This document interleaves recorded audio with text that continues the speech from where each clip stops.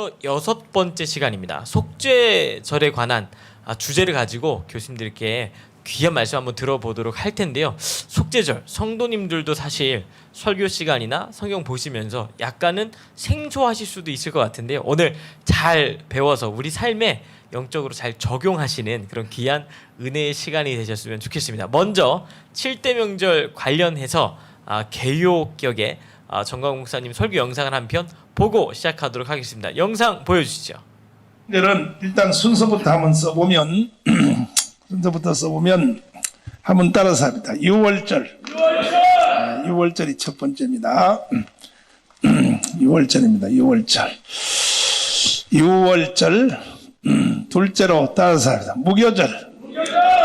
무교절입니다. 무교절. 셋째로 초실절. 따라서 합니다. 초실절. 초실절입니다. 넷째로 따라서 합니다. 오순절.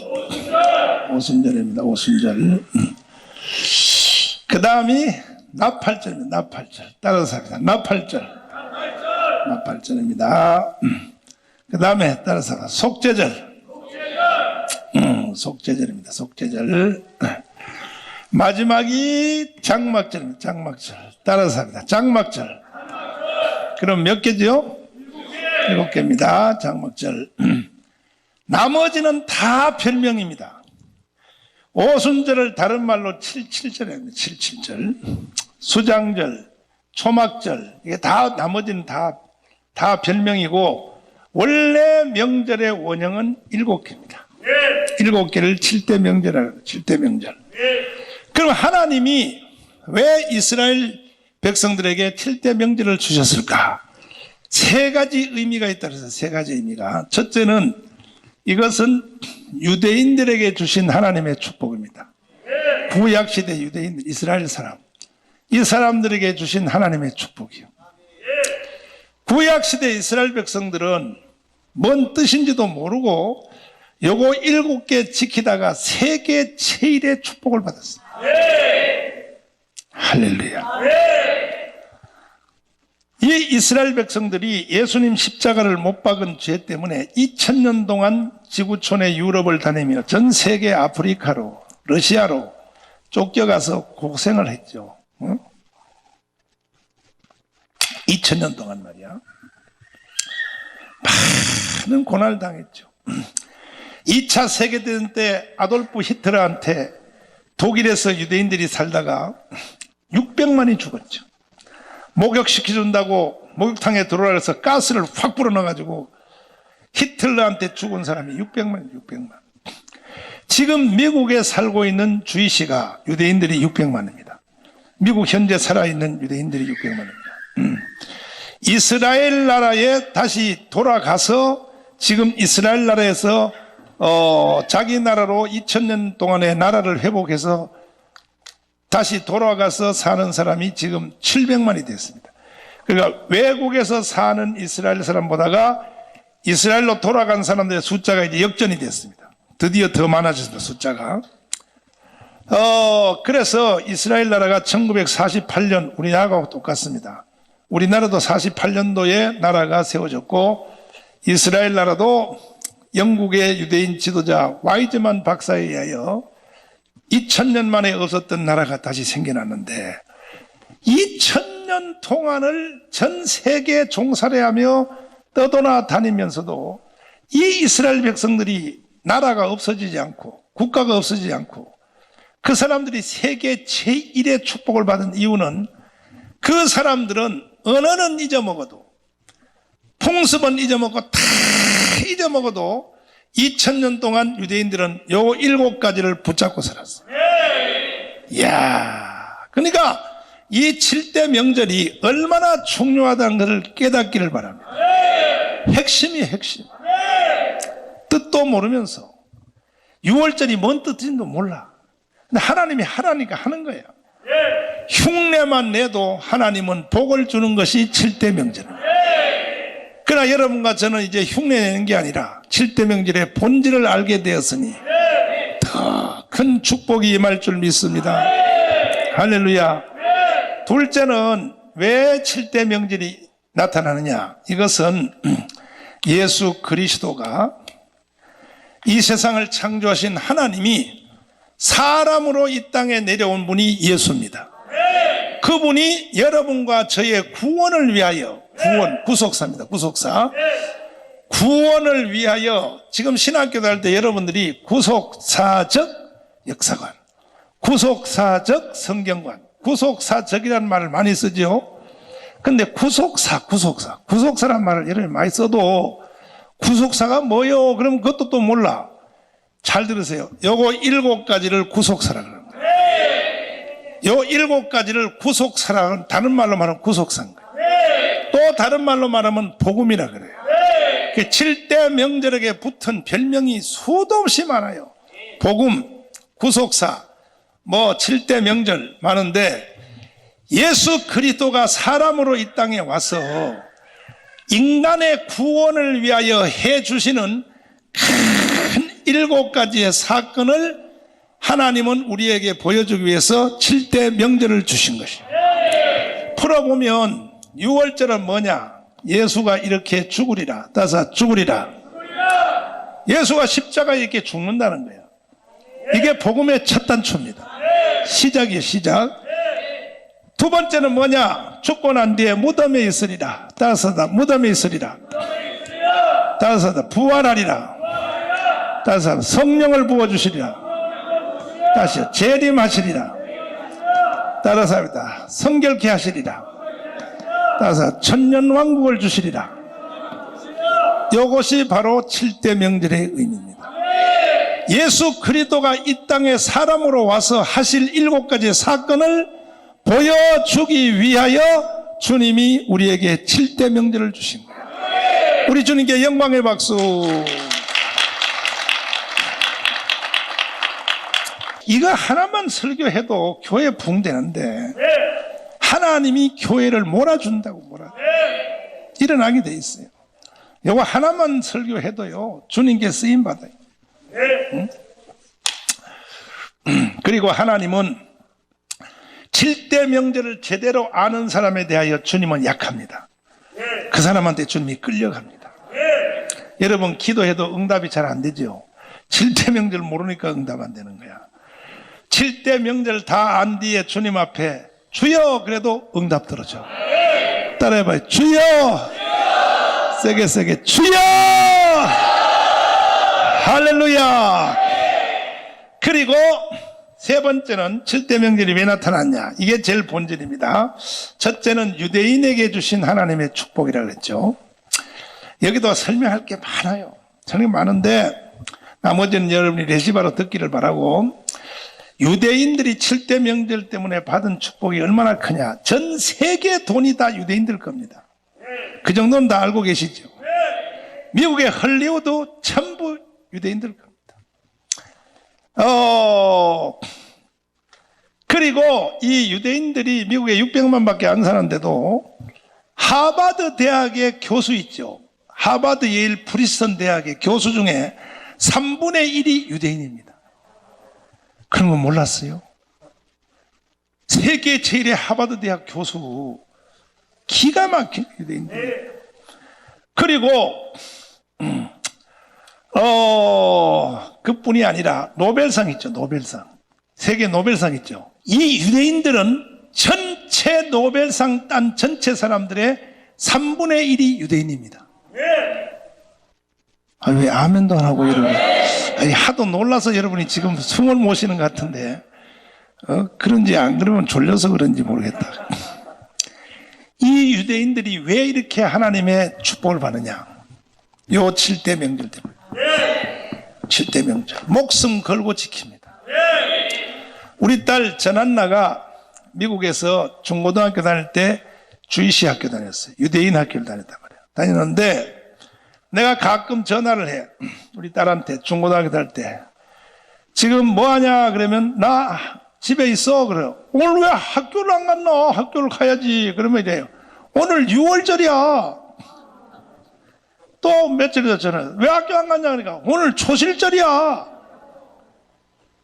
미국의 유대인들은요, 이 7대 명절날이 되면 직장도 안 가요. 학교도 안 가요. 요거는 목숨 걸고 붙잡고 살아요. 그래서 세계 제일의 축복을 받은 거야. 하나님은 우리에게 모든 걸 다 알고 살기를 원치 않아요. 또 우리가 오늘 다 알 수 없다는 것도 하나님은 다 알고 있어요. 근데 하나님이 우리에게 요구하는 게 있어요. 뭐냐? 복음은 알아달라는 거예요. 복음 하나만큼은 알아달라는 거예요. 아멘. 두 손 들고 아멘. 할렐루야. 세 번째는 신약시대입니다. 신약시대. 지금 우리 시대죠. 신약시대의 성도들입니다. 성도들. 여러분과 저의 심령 속에 나타날 7가지의 복음의 축복인데 6월절이 사람 속에 임하면 구원의 역사가 일어나요. 구원의 역사. 무슨 역사요? 6월절은 사람을 구원시키는 능력이 있는 거예요. 무교절은 사람을 성화시켜요. 성화. 뭐 시킨다고요? 그렇죠. 사람을 변화시킨단 말이에요. 초실절은 부활이요. 부활. 우리를 부활시킨단 말이에요. 부활. 부활의 능력이 임할지어다. 오순절이 임하면요 성령 충만이 임한 성령의 사람이 돼요. 성령의 사람. 아멘. 나팔절이 되면요 주님이 재림은 안 해도 우리의 심령은 재림신앙을 갖게 돼요. 재림신앙. 아멘. 속죄절이 되면 사람이 아주 깨끗하고 성결하게 되고, 장막절이 되면 천년왕국을 미리 당겨서 살 수 있어요. 이 땅에서 이미 천년왕국을 누릴 수 있다 이거예요. 아멘. 여러분과 제가 함께 다시 이 7대 명절을 짚어보는 동안에 이 7대 명절이 여러분의 심령과 뼛속같이, 여러분의 혈관 속같이 완전히 젖어들기를 바랍니다. 네. 오늘도 이렇게 7대 명절 개요에 대해서 정광 목사님이 칠촌수양관에서 하셨던 영상을 좀 살펴봤는데요. 속죄절 성도님들이 조금은 어려우실 수도 있고 생소하실 수도 있을 것 같습니다. 그래서 오늘 스타트도 역시 변순복 교수님께 제가 먼저 질문을 좀 드리도록 하겠습니다. 교수님, 그 구약에 나타난 이 속죄절에 행하는 어떤 절기의 풍습, 그리고 속죄절이라는 절기를 통해 하나님께서 이스라엘 백성들한테 주셨던 그 영적인 의미가 무엇이었는지 그거 설명을 좀 부탁을 드리겠습니다. 네, 그러면 우리 예전과 똑같이 속죄일이 날짜가 어떻게 돼서 언제 만들어졌는가 하는 거, 그거부터 저희가 한번 살펴보고, 그다음에 그것이 유대인들에게 어떤 의미로, 어떤 의식으로 지금 발전되어졌는가, 우리 목사님 말씀하신 대로 그렇게 한번 짚어보는 시간을 갖도록 하겠습니다. 먼저 우리가 이제 이스라엘 백성들에게 달력을 바꿔주고 난 다음에 1월 14일 날이 6월절로 이제 지켰습니다. 그리고 최초의 6월절 지나고 났을 때 그때의 그 초실절은 1월 16일이었습니다. 물론 이 초실절은 왔다 갔다 한다라고 이야기를 했습니다. 왜 그러냐면 6월절 지나고 나서 안식 후 첫날, 그러니까 6월절 지나고 나서 안식 후 첫날이 초실절이기 때문에 왔다 갔다 하는데, 그래서 그 초실절을 지나고 나면 그 초실절부터 이제 7번씩 7번 곡식 단을 가지고 오는 것을 7번씩 7번이라고 해서 77절 이렇게 하는데, 원래 이스라엘 성경에서는 그것을 7들 이렇게 부르고 있습니다. 그러니까 숫자로 7이라서 7들 이렇게 불러주고 있는데, 그것이 이제 3월 6일이었습니다. 그래서 그 3월 6일 하나님이 이제 그 이스라엘 백성들에게 토라를 주신 날이다 하는 것을 우리가 알 수 있습니다. 그래서 토라를 받고 나서 이제 모세가 3월 7일 날 산에 올라가서 산에서 이제 그 성막 설계도와 또 제사장이 입는 그 제사장 의상의 디자인, 이것을 받아가지고 이제 내려오는데, 그 올라가서 40일 동안을 있었죠. 그 40일 동안 있을 때 이제 이 산 밑에 있는 이스라엘 백성들은 아론을 중심으로 해서 그때 만들어진 것이 금송아지 사건이 있었습니다. 그러니까 이스라엘 백성들이 그렇게 잘 지키겠다고 맹세했었거든요. 그렇게 맹세했었는데, 그 맹세했던 구절을 우리 한번 읽어보실까요? 출애굽기 24장 7절. 출애굽기 24장 7절입니다.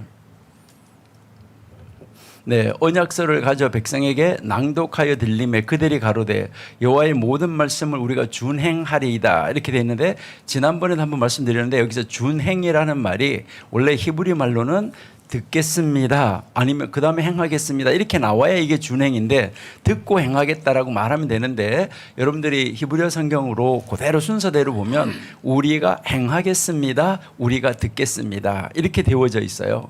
이게 순서가 참 특이하다라는 것을 우리가 알 수가 있는데, 그렇게 호언장담하고 무슨 말씀을 할지 알지도 못하면서 지키겠다라고 이야기를 하고 호언장담했었는데, 모세가 산에 올라가서 40일 동안 내려오지를 않았어요. 40일 동안 내려오지 않으니까 땅 아래서 금송아지를 만드는 그런 사건이 벌어지게 됐습니다. 그래서 그 40일째 모세가 시내산에서 내려오는데, 바로 이제 그 토라를 받고 나서 말씀을 받고 나서 3월 7일 날 시내산에 올라갔는데, 올라갔다가 40일이 지나서 4월 17일 날 모세가 시내산에서 내려옵니다. 내려왔을 때 여러분 아신 대로 여호수아가 산 밑에서 기다리고 있다가 내려와 보니까 금송아지를 만들어 놓고 그 앞에서 춤을 추고 잔치를 하고 있는 이런 모습을 우리가 알고 있습니다. 그때 이제 이 모세가 돌판을 던지는 바람에 그 돌판이 깨어지게 되고, 모세가 그 다음 날 바로 이제 이 돌판이 깨어진 날도 참 역사적으로 의미가 있는데, 여러분들 한번 나중에 그 성경의 역사를 한번 보시면은 BC 586년 이제 그 느부갓네살 왕이 이제 남쪽 유다를 공격해 왔을 때 3차 공격 때인데, 이 3차 공격 때 바로 이 돌판이 깨뜨려진 그날 바로 예루살렘 성전이, 그 예루살렘 성벽이 무너지기 시작했습니다. 그리고 무너지기 시작하고 나서 20일 있다가 결국은 멸망을 했는데, 아니 어떻게 공교롭게 그 돌판이 깨어진 그날부터 예루살렘 성벽의 그 벽이 무너지기 시작했을까? 이것도 참 의미가 있다라고 우리가 한번 생각해 볼 수 있는데요. 이렇게 해서 돌판을 깨뜨리고 나서 모세가 그 다음 날 백성들에게 말합니다. 하나님이 혹시 용서해 줄지 아냐? 그래서 내가 하나님 앞에 용서를 구하러 올라간다. 이렇게 하고 올라간 날이 바로 4월 18일입니다.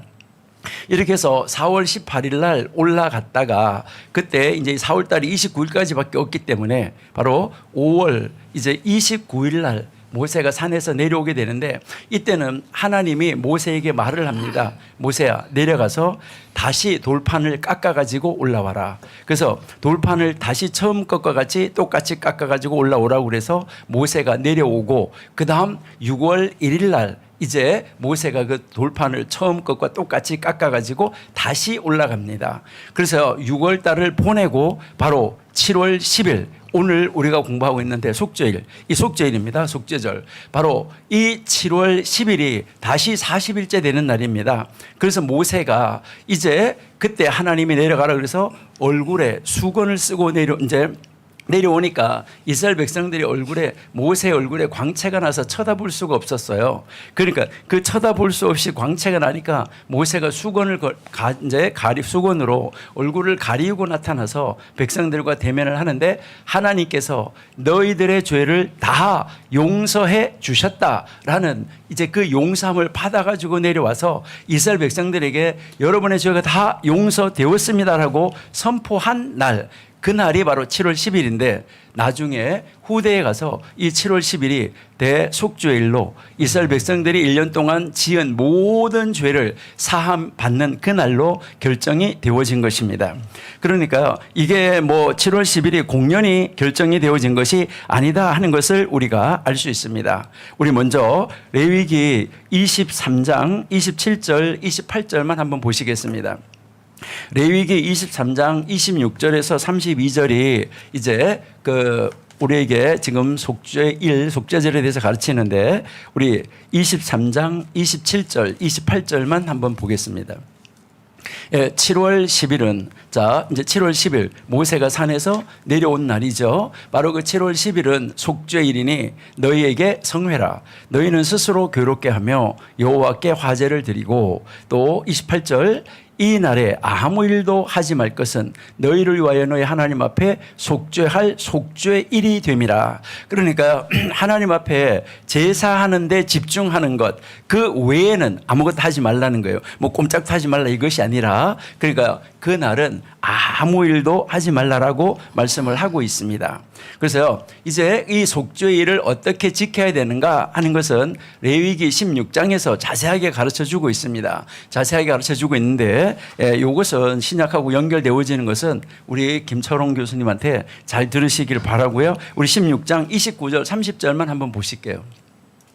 16장 29절 30절 너희는 영원히 이 규례를 지킬지니라 7월 곧 그 달 10일에 너희는 스스로 괴롭게 하고 아무 일도 하지 말되 본토인이든지 너희 중에 우거하는 객이든지 그리하라. 30절입니다.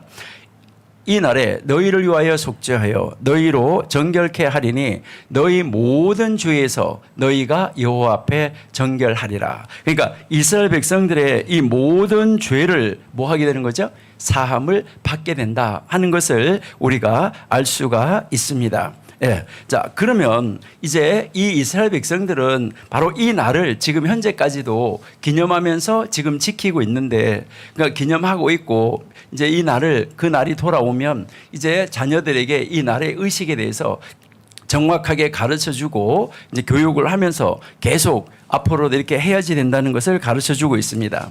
여러분들이 이스라엘 사람들을 만나서 한번 물어보시면, 이제 이스라엘 사람들에게 한번 물어보세요. 1년 중 최고의 날, 가장 기쁜 날, 가장 즐거운 날이 언제입니까? 라고 물으면 여러분 뭐 이스라엘 백성들은 누구를 막론하고 다 속죄일이라고 이야기를 합니다. 그러면 왜 이 속죄일일까 하는 것이죠. 그들이 속죄일이라고 하는 이유는 1년 중 하나님과 가장 가까이 하는 가장 최고의 휴일이다라고 이야기를 합니다. 그러니까요, 하나님께서 유대인들을 이제 국가적으로, 민족적으로, 그러니까 한 사람 한 사람의 죄를 사해 주는 것이 아니라 민족적으로 전체가 다 구원을 받는다는 것이죠.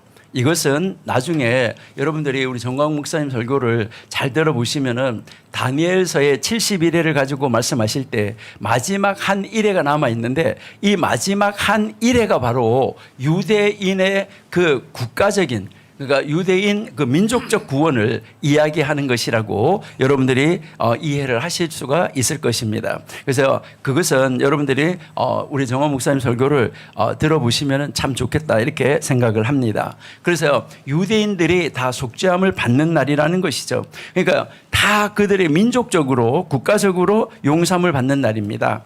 그러나 사실은 이것이 어디에서부터 시작이 됐냐 했을 때 제가 좀 전에 말씀드렸는데, 바로 유대인들이 금송아지를 만들었던 바로 그 사건을 하나님께서 국가적으로, 그러니까 이스라엘 민족이 전체가 다 광야에서 이제 모세가 없을 때, 그 죄를 지었을 때 그 이스라엘 민족, 이스라엘 백성들, 광야 안에 있는 이스라엘 백성들의 전체의 죄를 용서하신 것을 바로 기념하는 날, 그 날이 속죄일이다라는 것을 우리가 알 수가 있습니다. 그렇기 때문에 이 욤키푸르는 1년 중에 가장 엄숙한 날이고, 유대인들은 또 이 날을 기쁨과 확신을 가진 날이라고 이야기합니다. 여러분에게 한번 제가 여쭤보겠습니다. 우리에게도 이런 날이 있으면 좋을까요? 네, 저는 안 좋다 이렇게 생각합니다. 왜 안 좋다고 생각하냐면요, 여러분 한번 이제 가상적으로 한번 이렇게 가상의 현실이라고 생각하시고 한번 보세요. 만약 1년에 한 번씩 모든 사람의 죄를 다 용서해 주는 날이 있다라고 했을 때, 아마 이 날이 돌아오기 한 3일 전이나 아니면 이 날이 돌아오기 한 2일 전이나 이럴 때 어떤 일이 벌어질까? 은행 가서 털면 어떻게 될까요? 그리고요, 돈 많은 사람 집을 털어서 다 자기가 모든 것을 뭐 아주 힘이 있는 사람, 어떻게 뭐 작전을 잘 짜는 사람, 이런 사람이 이제 다 파괴시킬 수가 있고 자기 혼자만 남아서 살아 있을 수도 있습니다. 그리고 그 용서하는 날이니까 용서함을 받으면 되지 않습니까? 이거 오해하시면 안 됩니다. 여기에서 지금 이야기하는 것은 하나님이 자기들을 용서해 주신 것에 대해서 감격하는 날이지, 그 날이 뭐 그렇게 해서 모든 죄를 지은 것에 대해서 뭐 용서함을 받는다고 이래가지고 야, 죄 짓자 이것을 말하는 것이 아닙니다. 이제 뭐 바울이 자유하다고 그래서 우리가 죄를 지을 수 있느냐? 그럴 수 없다라고 말씀한 것과 일맥상통하는 것입니다. 그래서요, 이 날은 유대인들이 가장 기뻐하고 즐거워하는 날이라는 것은 하나님께서 내가 잘못한 내 죄를 용서해 주신 날이라는 거. 그러니까 내가 알고 지은 죄, 모르고 지은 죄, 부지 중에 지은 죄, 이런 이 모든 죄를 내가 사함을 받을 수 있다는 거. 그리고 그들에게 다시 생명과 건강과 행복한 한 해가 될 수 있도록 죄 없이 아주 성결하게 죄가 없는 상태에서 성결하게 한 해를 시작할 수 있도록 하나님께서 만들어 주시는 날이라는 거. 그렇기 때문에 그날이 행복한 날이라는 것이지, 그 날을 요즘에도 만약에 그런 날을 정해놓고 무슨 죄든지 용서해 준다라고 말하면 이거하고 연결을 시키면은 많은 오해가 있을 수 있습니다. 그렇게 하면은 안 된다는 것이죠. 그러면 지금 이 날은 어떻게 지키고 있느냐? 7월 9일 날, 그러니까 7월 10날이잖아요. 그러니까 7월 9일이 되면은 7월 9일 아침부터 많이 이제 분주하게 되죠. 왜 그러냐면 7월 9일 날 해가 넘어가면 욤키푸르가 시작이 되는데, 그래서요, 그 해가 넘어가기 전에 이제 식사를 합니다. 이때 이 식사를 축제라고 이야기를 하는데, 축제의 식사라고 이렇게 이야기를 하죠. 그래서 그들이 식사를 하면서 이제 시작을 하고 그 다음 날 10날 해가 넘어가기 전까지가 되겠죠. 그러니까 이것은 보통 별이 3개 뜰 때부터 별이 3개 뜰 때까지라고 이야기를 하는데, 혹시 그거 별이 뜨는 걸 못 볼까봐, 해가 넘어가기 전에 촛불을 못 켤까봐 최소한도 이제 촛불을 켰는데 해 넘어가기 18분 전에 촛불을 켜야 됩니다. 아무리 늦어도. 그러니까 그 해가 언제 넘어가는지 일몰 시간을 정확하게 표시를 해 줍니다. 유대인들 달력에, 현재 유대인의 달력에도 그것이 표시되어져 있습니다. 그러면 그때 이제 한두 시간 앞, 그리고 또 이제 그 해가 넘어간 뒤에도 한두 시간 후, 이렇게 해서 보통 26시간 정도 지키고 있다라고 이제 생각을 하시면 됩니다. 그래서 처음에 이제 이 예배를 드리는데, 이 첫 번째 예배는 우리 시간으로 따지면은 9일 날 저녁입니다. 9일 날 저녁이지만 유대인들 시간으로는 10일이에요. 그러니까 그날 예배를 드리는데, 거기에서 핵심은 뭘까 하는데요, 콜 리드레이라는 그 기도와 예배를 드리는데, 이것은 무엇을 이야기하냐면은, 콜 리드레이라는 말은 서원이라는 말이에요. 콜이라는 말은 모든이라는 말이고요. 그러니까 모든 서원한 것을 풀어주세요라고 기도하고, 하나님께서 그 모든 서원을 풀어주셨다는, 그 풀어주심에 대해서 자유하게 된다는 그런 의식의 그 기도와 예배를 하게 되는 것입니다. 물론 이 기도와 이 예배는 그 대속죄일 하루만 드리는 것이 아니라 나팔절부터 10일까지 계속해서 연속적으로 하고 있는 예배입니다. 그러나 이것이 10날에 절정을 이루게 되는 것입니다.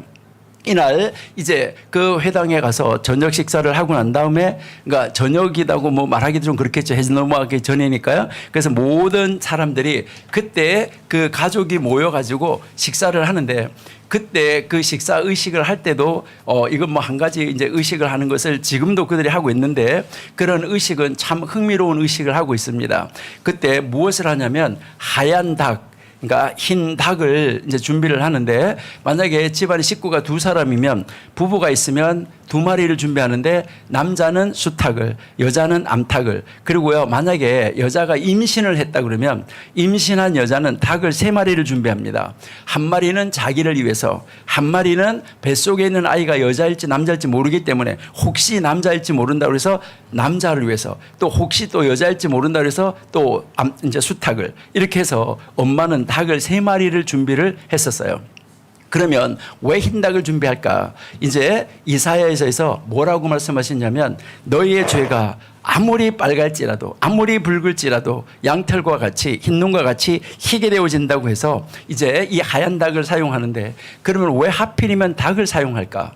이제 그 유대인들의 예루살렘의 성전이 무너질 때 바벨론 사람들이 사용하던 언어가 아람어였었어요. 그러니까 아람어로 닭이라는 단어하고 히브리어로 사람이라는 단어하고, 단어가 우리나라 말로 말하면 글씨가 똑같아요. 그러니까 글씨가 똑같은데, 그러니까요, 이 닭이라는 아람어로는 글씨가 똑같은데 아람어로 보면 닭이고 이제 우리 히브리어로 보면은 사람이에요. 그러니까 글씨가 똑같아요. 그러니까 그것을 뭘 말하냐면 바로 이 사람이 자기의 죄를 그 자기 사람 그 대신하는 사람이라는 단어와 똑같은 닭에게 이것을 넘겨 보내 가지고 그 닭이 나의 죄를 짊어지고 죽는다. 이제 이것을 이제 상징하면서 하나님은 나를 용서해 주셨다고 해서 그런 의식을 행하는 것을 우리가 볼 수 있습니다.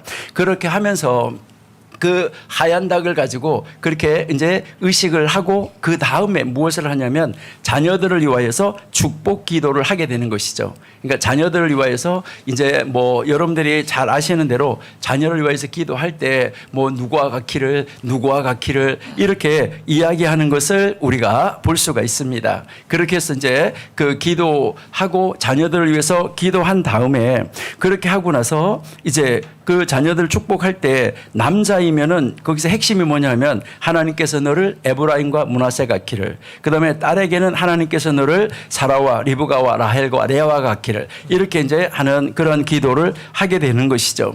그렇게 하고 난 다음에 이제 회당에 가서 그 회당에서 저녁 예배를 하는데 이 저녁 예배 때 하나님께서 이스라엘 백성들이 하나님 앞에 서원한 모든 것을 풀어주신다는 거예요. 여러분들이 잘 아시는 대로 딸이 나가서 서원하고 서약하고 들어온 것이 있으면은 해가 넘어가기 전에 아버지가 그거 안 된다라고 풀어주면은 그 서원이 풀어지고, 부인이 이제 그 어디 가서 약속을 하고 서원을 했는데 그것을 남편이 안 된다라고 말하면, 해가 넘어가기 전에 안 된다고 말하면 그것은 풀어지는 것입니다. 여기에서 이제 그 서원을 하나님께서 다 풀어주신다는 것인데, 하나님이 바로 이스라엘 백성들의 신랑이 되어주시고 이스라엘 백성들의 하나님이 이스라엘 백성들의 아버지가 되시고 이스라엘 백성들의 남편이 되시기 때문에 그 남편이 되시고 아버지가 되시는 분이 자기들이 하나님 앞에 그 서원한 모든 것을 풀어주시면 풀어진다는 그 의식을 가지고 기도를 하는 것이죠. 그렇게 기도해서 이 저녁 예배를 마리브라는 예배를 한번 하고 그 다음에 집으로 돌아와요. 그 다음에 이제 샤하리트라고 아침 예배를 드리는데, 이때 이 아침 예배를 드리고 나서 그 다음 이제 거기에서 무엇을 하게 되냐면, 회당에서 이 제사장은 무엇을 하냐면 이제 그 자기를 위한 속죄제를 드려요. 여러분들이 레위기 16장을 읽어보시면 되는데요. 레위기 16장에서 이제 이 제사장이 이제 그 지성소에 들어가는 날이 오직 이날 하루인데, 먼저 무엇부터 하게 되냐면 자기와 자기 가족을 위한 속죄 제사를 드립니다. 자기와 자기 가족을 위한 속죄 제사를 드리고 그 다음에 백성들을 위한 속죄 제사를 드려요. 그러니까 이게 벌써 두 번 들어가는 겁니다. 한 번은 처음에는 자기를 위한 속죄 제사를, 그 피를 가지고 지성소에 한 번 들어가고 다시 나와서 백성들의 죄, 이 백성들의 죄를 위하여서 염소, 2마리 염소가 있는데 1마리 염소를 잡아가지고 들어가고 이렇게 들어가게 되는 것이죠. 그러면은 이제 이 염소 2마리가 있는데 제비를 뽑아요. 제비를 뽑을 때 한제 한 마리는 제물로 바쳐질 염소를 뽑는데, 그 제비를 뽑아서 목에다가 빨간 줄을 묶고 또 1마리 염소에게는 뿔에다가, 이 2뿔에다가 빨간 줄을 묶어놔요. 그렇게 해서 다른 모든 사람들이 다 보고 알아요. 아, 저 염소는 이제 제물로 드려질 염소구나. 저 염소는 이제 광야로 보내질 염소구나. 이렇게 해서 알게 되는데, 목에다가 빨간 줄을 묶은 염소는 제물로 드려질 염소이고, 그다음에 이제 뿔에 2뿔에 빨간 줄이 묶어진 것은 보내질 염소예요. 이렇게 해서 제사를 드리고 나오는데, 여기에서도 이걸 좀 이야기하면 자꾸 이야기 길어지는데, 여러분들이 한번 보시면은 이제 제사장이 자기의 대제사장 의복을 벗어나요. 그 대제사장 의복은 여러분들이 보시면 왕복을 초월하는, 왕복보다 훨씬 더 화려하고 좋은 옷입니다. 모든 것이 다 금이고 보석으로 달려있기 때문에 이것은 값으로 따지면은 뭐 형언할 수 없을 만큼 비싼 옷이에요. 그러니까 그 좋은 옷을 벗어놓고 종이 입는 옷과 같은, 일반 제사장 옷보다도 더 못한 종이 입는 옷과 같은 제사장의 그 세마포 옷을 입고 세마포띠를 띠고 그 지성소로 들어가게 됩니다. 이게 굉장히 의미가 있는 것입니다. 그러니까 왜 그럴까? 예수님이 하늘의 왕자로서 하늘의 왕으로서 왕의 옷을 벗어놓고 이 세상의 죄를 짊어지고 이제 돌아가시기 위해서 죄인의 옷을 입고 종의 옷을 입고 이 세상에 오신 것을 상징하는데요. 이것을 우리가 그 레위기 16장을 다 이야기하고 우리가 설명하려고 하다가 보면 정말 시간이 많이 가기 때문에 여러분들이 될 수 있으면은 설교학교에서 이제 이 속죄일에 대해서 한 4주 정도 제가 강의를 한 것이 있는데요. 2시간씩 4주 했습니다. 그러니까요. 거기에서 여러분들 한번 찾아보시면은 좋겠고요. 자, 그렇게 해서 이제 그걸 하는데 그러면 한 마리 염소는 이제 아사셀 염소라고 이렇게 얘기하는데 이 염소의 에는 손을 이렇게 양손을 얹어서 이제 그 안수하는 것을 볼 수 있는데 여러분들이 나중에 정확하게 비교해 볼 것은 이제 레위기 4장에 나오는 제사 중에서 제사장이 죄를 범했을 때 이제 안수하는 것하고 그다음 여기 16장에서 제사장을 위한 그 속죄제를 드릴 때에 그 안수하는 것하고 그다음에 피를 뿌리는 것하고 이거를 다 비교해 보셔야 됩니다. 무엇이 차이점이 있는지 무엇이 다른지 이거를 다 보셔야 되는데 그래서 그 염소에게 양손을 얹어서 안수하는 것하고 이제 레위기 4장에서 한 손을 얹어서 안수하는 것하고 이거는 굉장히 의미가 차이가 있습니다. 지금도 유대인들은 한 손으로 소를 얹었을 때는 바로 죄인과 죄인이 얹는 겁니다. 그 제사장 이제 그 속죄제사를 레위기 4장에서 속죄제사를 드릴 때는 죄인이 그 짐승에게 손을 얹는 거예요. 그때는 한 손을 얹는데 그 한 손을 얹는 것은 무엇을 말하냐면 짐승과 바로 이 죄인, 짐승과 죄인을 동일시하는 것입니다. 바로 동일시해서 그 죄인이 죽는다는 거 이것을 이야기하는 것인데 그런데 이 염소, 아사셀 염소, 그 염소에게 두 손을 얹은 것은 무엇을 이야기하냐면은 이것은 트랜스퍼를 이야기하는 겁니다. 전가를 이야기하는 것입니다. 그러니까요, 만약에 이제 왜 우리가 은행에서 이 사람 돈에서 이 사람에게로 그 통장에서 돈을 이렇게 이체시키는 것처럼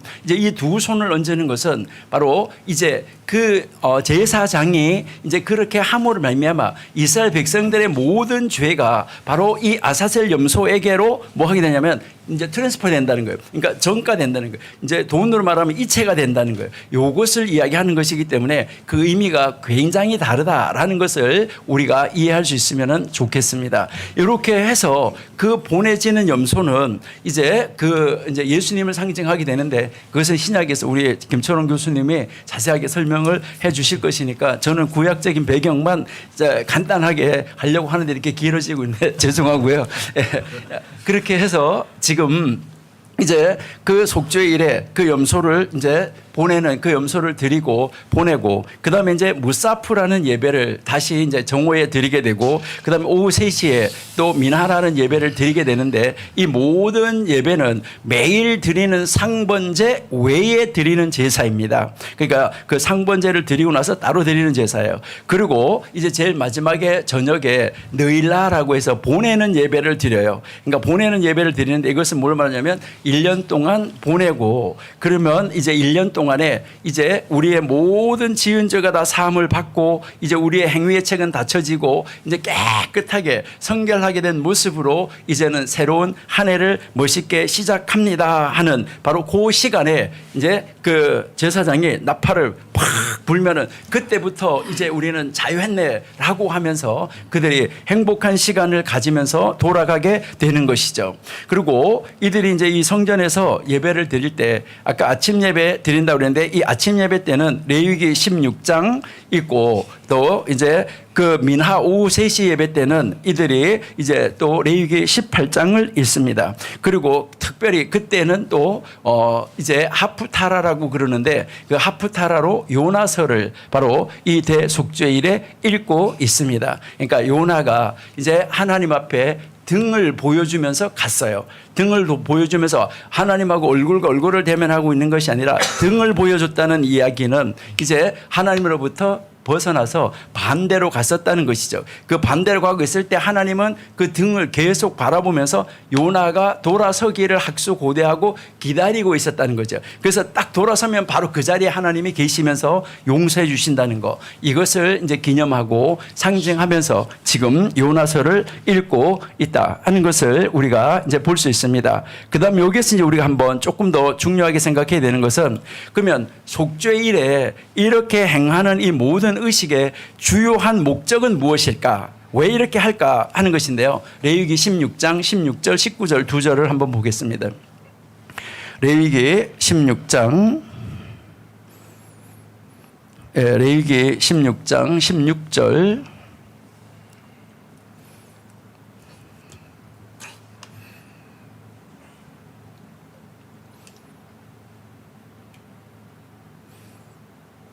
예, 16절부터 보겠습니다. 16절 곧 이스라엘 자손의 부정과 그 범한 모든 죄를 인하여 지성소를 위하여 속죄하고 또 그들의 부정한 중에 있는 회막을 위하여 그같이 할 것이요. 다음 19절 또 손가락으로 그 피를 그 위에 7번 뿌려 이스라엘 자손의 부정에서 제단 이 단을 성결하게 할 것이요 라고 말하고 있습니다.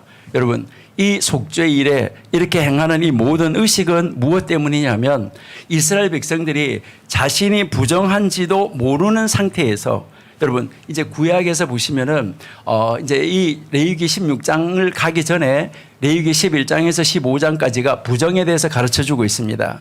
그런데요, 여러분 한번 잘 보시면은요, 자기도 알지 못하는 가운데 부정하게 돼요. 부정한 사람이 앉았던 자리에 내가 앉으면 부정해요. 여러분의 전철을 타고 갔는데 그 앞에 자리에 월경하는 여자가 앉았었는지 안 앉았는지 알아요, 몰라요? 만약에 그 사람이 앉았었다고 그러면 그 자리가 부정한 사람이었기 때문에 그 사람이 앉은 자리에 내가 앉아서 부정해졌어요. 그럼 내가 부정해진지도 모르고 내가 성전에 들어가면 그 성전이 뭐가 되는 거예요? 부정하게 되는 거예요. 그러니까 여기서 지금 말씀하는 것이 이스라엘 자손이 자기가 부정한지도 모르는 상태에서 그 지성소나 성소나 성막 안으로 들어가게 됐을 때, 그렇게 됐을 때 그 지성소가, 성소가, 그 하나님의 성막이 부정하게 됐다는 거예요. 제단이 부정하게 됐다는 거예요. 이 모든 것을 1년에 한 번씩 하나님께서 정하게 해 주시기 위해서 이런 의식을 가지도록 했다 하는 것을 우리에게 보여주고 있습니다. 그렇기 때문에 지금도 1년에 한 번씩 그들은 이제 가정이 바로 성전이 된 내가, 그 다음에 성전이 된 우리 가정이, 성전이 된 우리 교회가, 성전이 된 그들의 모든 공동체가 이제 하나님이 우리에게 정말 내가 알지 못하는 가운데 부정하게 돼서 그 모든 공동체를 부정하게 만들었는데, 그 성전을 부정하게 만들었는데, 이것을 깨끗하게 하나님께서 다시 한번 이제 정결하게, 완전히 정결하게, 온전히 정결하게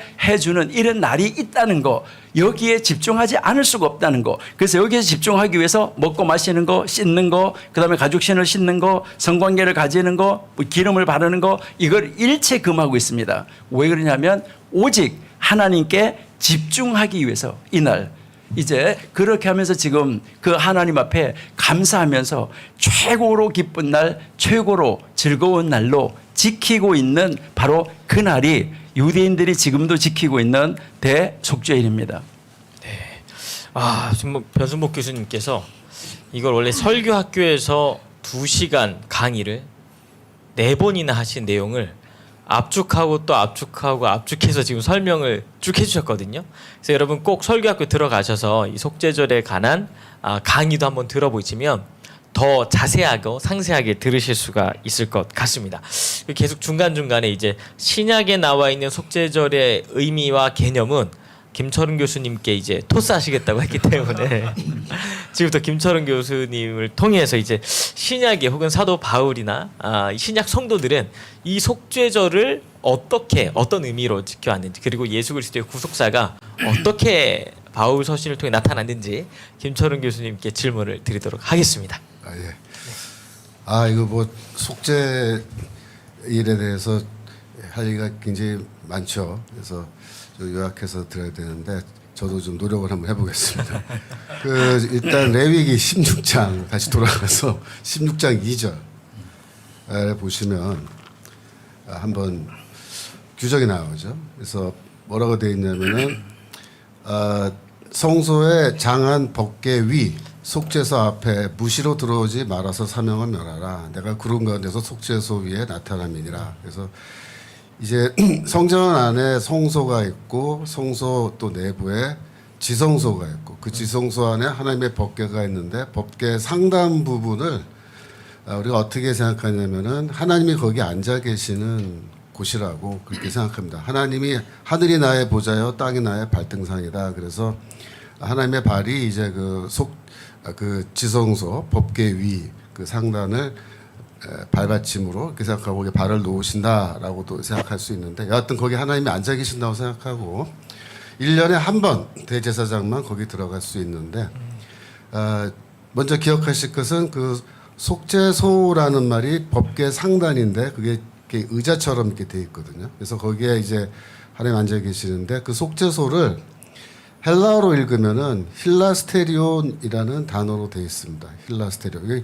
요 힐라스테리온 단어가 중요해요. 왜냐하면 좀 이따 로마서 3장 25절에 그 단어가 나오기 때문인데 그래서 일단 그거를 제가 말씀을 드리고 거기에 들어가서 이제 하나님께 대제사장이 백성들을 대표해서 이제 기도를 하는 건데 그 전에 이제 말씀하신 것처럼 아사셀 염소를 희생을 하는 거죠. 그래서 그 레위기 16장 어디로 가시냐면 21절 22절입니다. 16장 21절.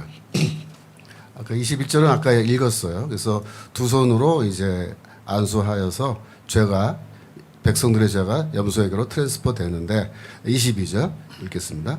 염소가 그들의 모든 불의를 지고 이랬습니다. 불의를 지고 진다는 말은 이제 나사라는 동사인데 어깨에 짊어진다라는 그런 뜻입니다. 어깨. 그러니까 염소가 백성들의 죄를 어깨에 짊어지고 광야로 가는 거예요.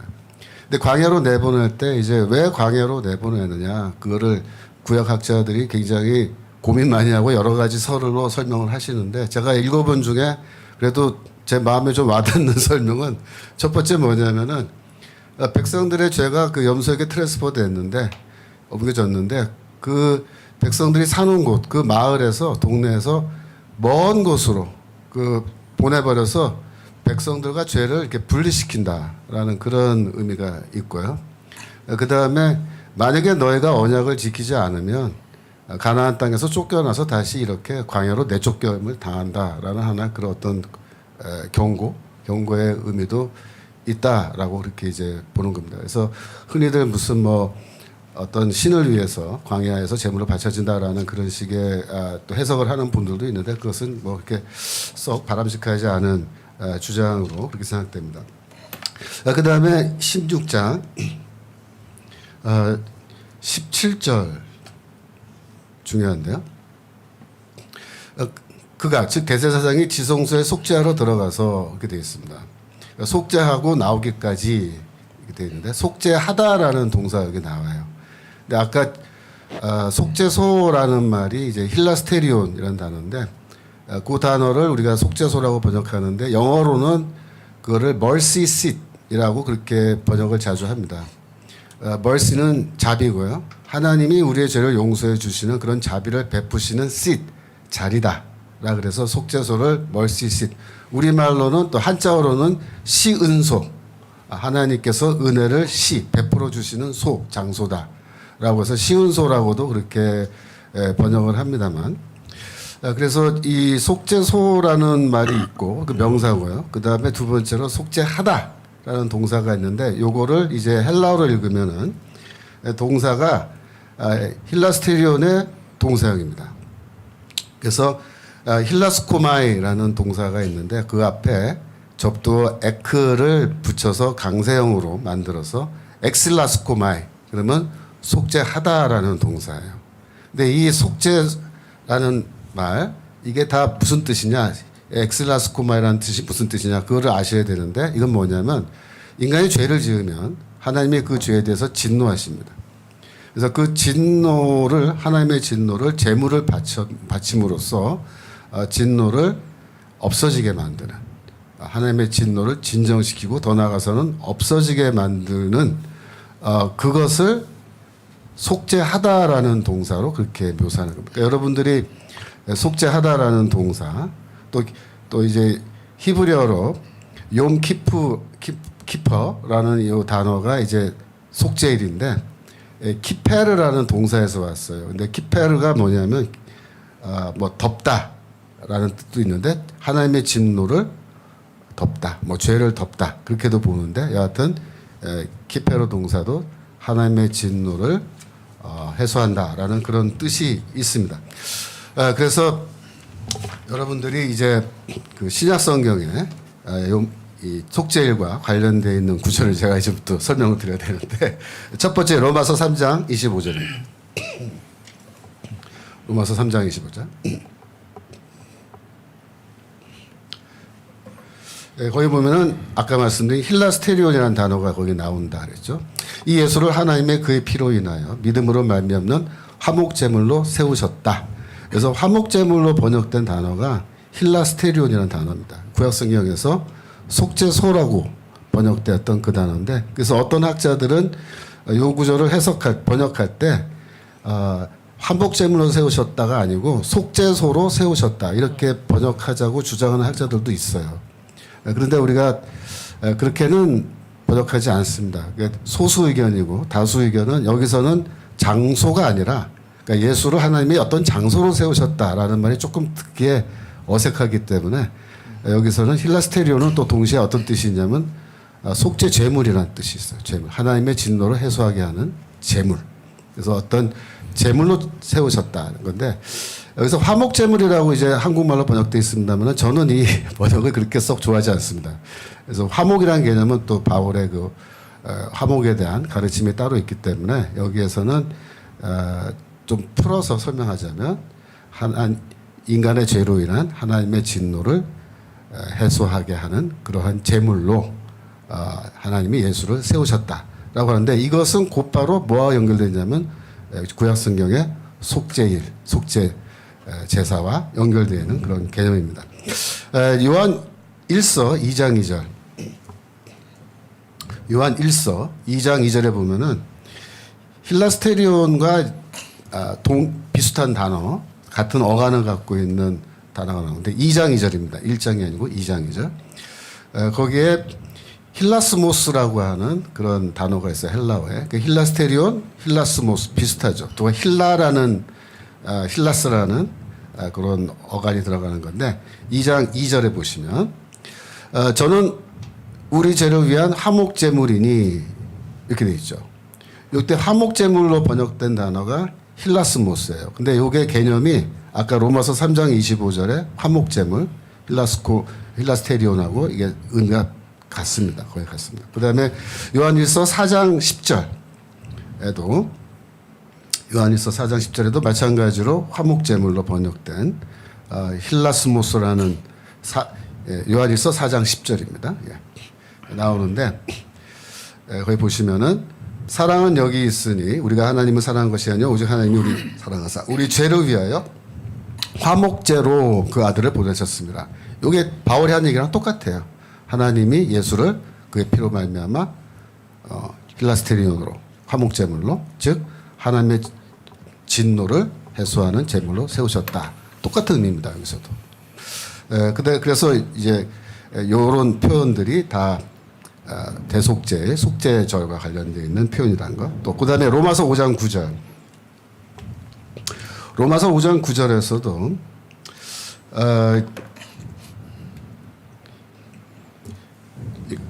그러면 이제 우리가 그 피를 인하여 의롭다 하심을 얻었은즉 더욱 그로 말미암아 진노하심에서 구원을 얻을 것이니. 그래서 그의 피로 말미암아는 이제 예수가 자기 자신을 제물로 바쳤다. 항상 피가 그 용서의 제물이 된 거거든요. 생명의 피에 있기 때문에. 그리고 진노하심에서 우리가 구원을 얻었다. 그러니까 구원은 뭐냐면 최후 심판대에서 하나님의 진노를 우리가 직접 당하지 않는 게 구원입니다. 그래서 예수께서 자기 자신을 속죄 제물로 바치심으로 그래서 우리가 하나님께부터 죄를 용서받고 하나님의 진노로부터 구원받았다. 이렇게 말한 건데 이거 별거 아닌 것 같지만 이런 구절들이 구약의 속죄일, 대속죄일의 그 개념과 연결되는 구절이라는 겁니다. 그다음에 로마서 8장 3절. 로마서 8장 3절에 보시면 거기에서도 이제 그 속죄 제물로 예수가 죽으셨다라는 의미의 표현이 나오는데 율법의 육신으로 말미암아 연합하여 할 수 없는 그것을 하나님 하시나니 그다음에 중요해요. 곧 죄를 위하여 자기 아들을 보내어 이렇게 되어 있거든요. 죄를 인하여. 그래서 죄를 인하여라고 번역되는데 여기 헬라어로 페리 하마르티아스 그렇게 됐습니다. 페리 하마르티아스. 그러니까 페리란 전치사가요. 뭐 뭐뭇에 관하여 이렇게 돼요. 그 죄에 관하여 혹은 죄와 관련하여 이렇게 번역할 수 있는데 더 쉽게 번역하면 죄를 위하여 영어로는 그래서 for sin 이렇게 번역한 성경 번역이 있습니다. 그래서 저는 죄를 위하여로 충분히 번역할 수 있다 이것은. 그러니까 하나님께서 죄를 위하여 그 아들을 보내셔서 그 육체 그의 육체에서 그 죄를 정죄하셨다 심판하셨다 이렇게 되어 있거든요. 정했다는 말은 심판했다는 뜻이에요. 그래서 죄를 위하여 그 보내셔서 그의 육체에서 죄를 심판하셨다는 말은 무슨 말이냐면 이 속죄의 제물로 예수께서 돌아가셨다라는 그런 말입니다. 그다음에 고린도후서 5장 21절 고린도후서 고후 5장 21절에 보시면 우리를 대신하여 보겠습니다. 하나님이 죄를 알지도 못하신 자로 우리를 대신하여 죄를 삼으신 것은 그래서 중요한 게 우리를 대신하여 죄를 삼았다. 그래서 거기에 이제 죄를 삼았다라는 말이 좀 해석이 필요한 부분이에요. 그게 대체 무슨 뜻이냐? 대부분의 학자들이 여기서는 우리를 대신하는 속죄 제물로 삼으셨다. 그렇게 해석합니다. 그때 하마르티아 죄라는 단어를 죄라고 이해하지 않고 속죄 제물을 이제 하마르티아로 그렇게 바울이 얘기한 걸로 이렇게 해석해서 고린도후서 5장 21절도 우리를 대신하는 속죄 제물로 하나님이 예수를 삼으셨다 이렇게 해석합니다. 이러한 예수의 그 죽음의 효력에 대해서 중요한 이제 표현이 나와요. 그게 어디 나오냐면 로마서 6장 10절입니다.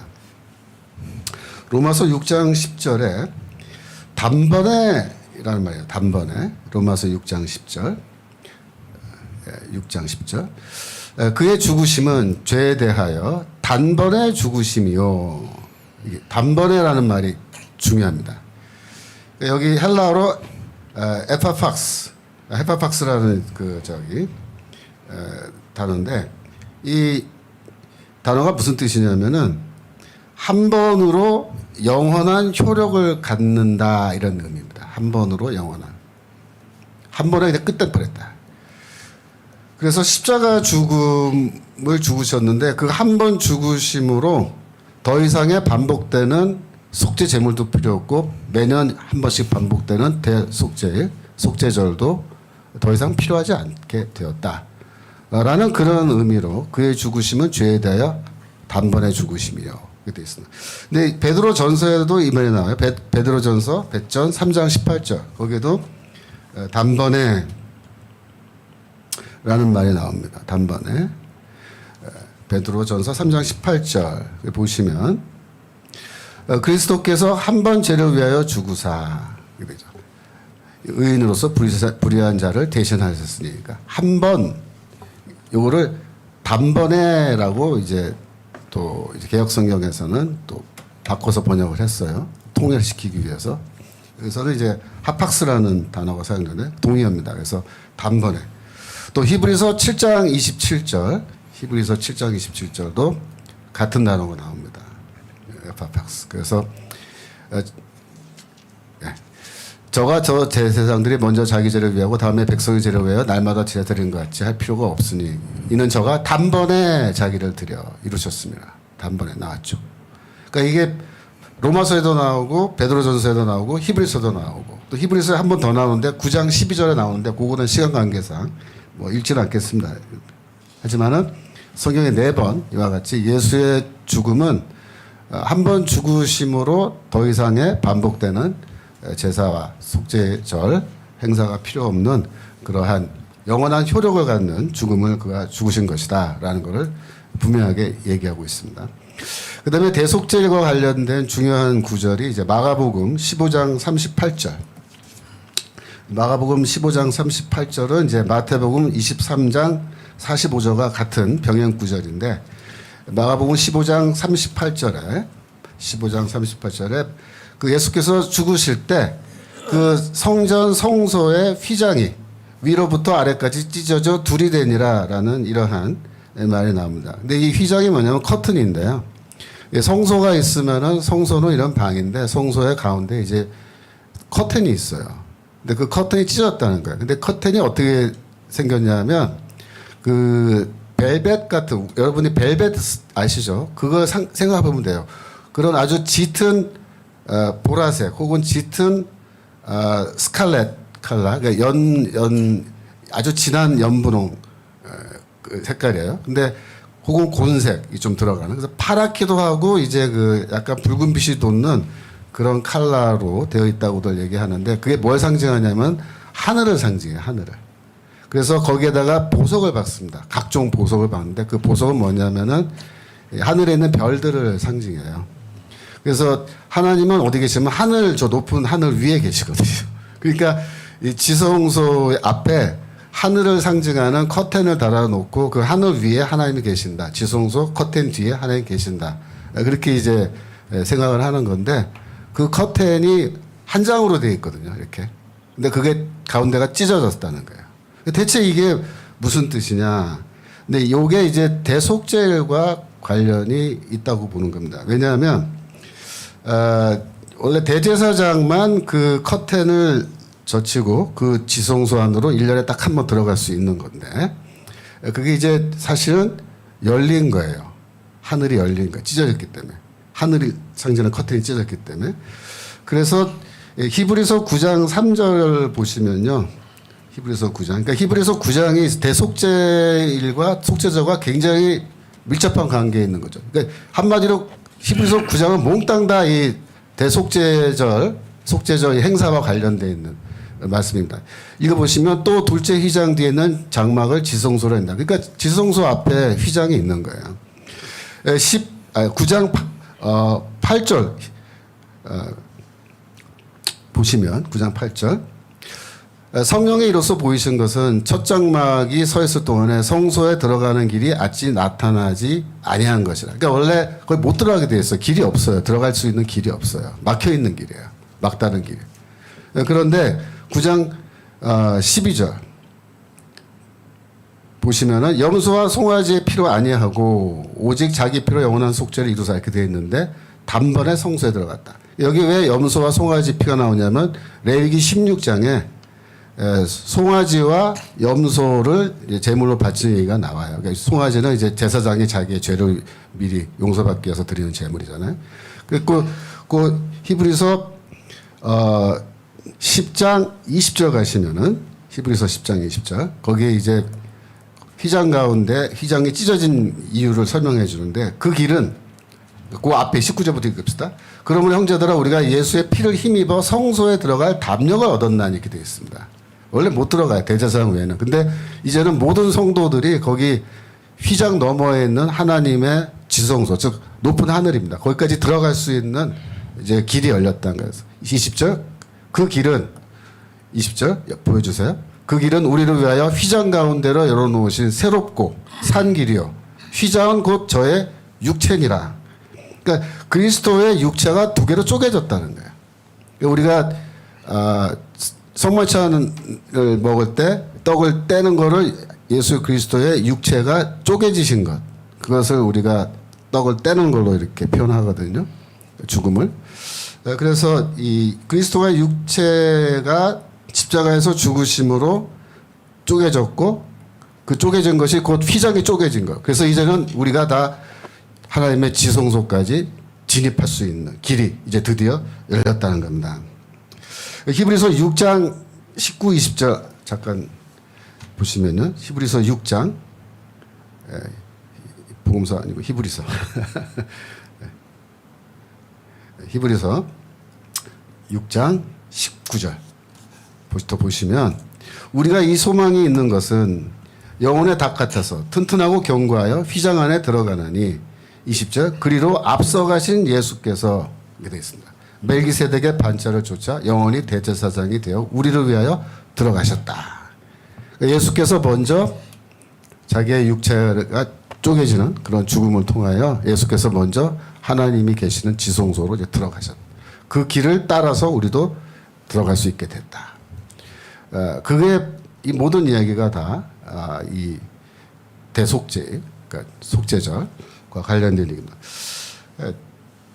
로마서 5장 2절에도 같은 개념이 나타납니다. 로마서 5장 2절에 보시면 우리가 그냥 이렇게 얼핏 읽으면 이런 게 잘 안 잡히는데 이제 제가 이렇게 설명을 해드리면 이게 이런 뜻이구나. 그게 좀 로마서 5장이죠. 예. 거기 보면은 이제 은혜에 들어감을 얻었다. 자, 또한 그런 말미암아 우리가 믿음으로 서 있는 이 은혜에 들어감을 얻었으며, 그래서 들어감이란 단어에 동그라미 치시고, 들어간다라는 요 단어가 프로스 아고게라는 단어인데 이렇게 인도함을 받아서 우리 그 안으로 들어간다 그런 뜻입니다.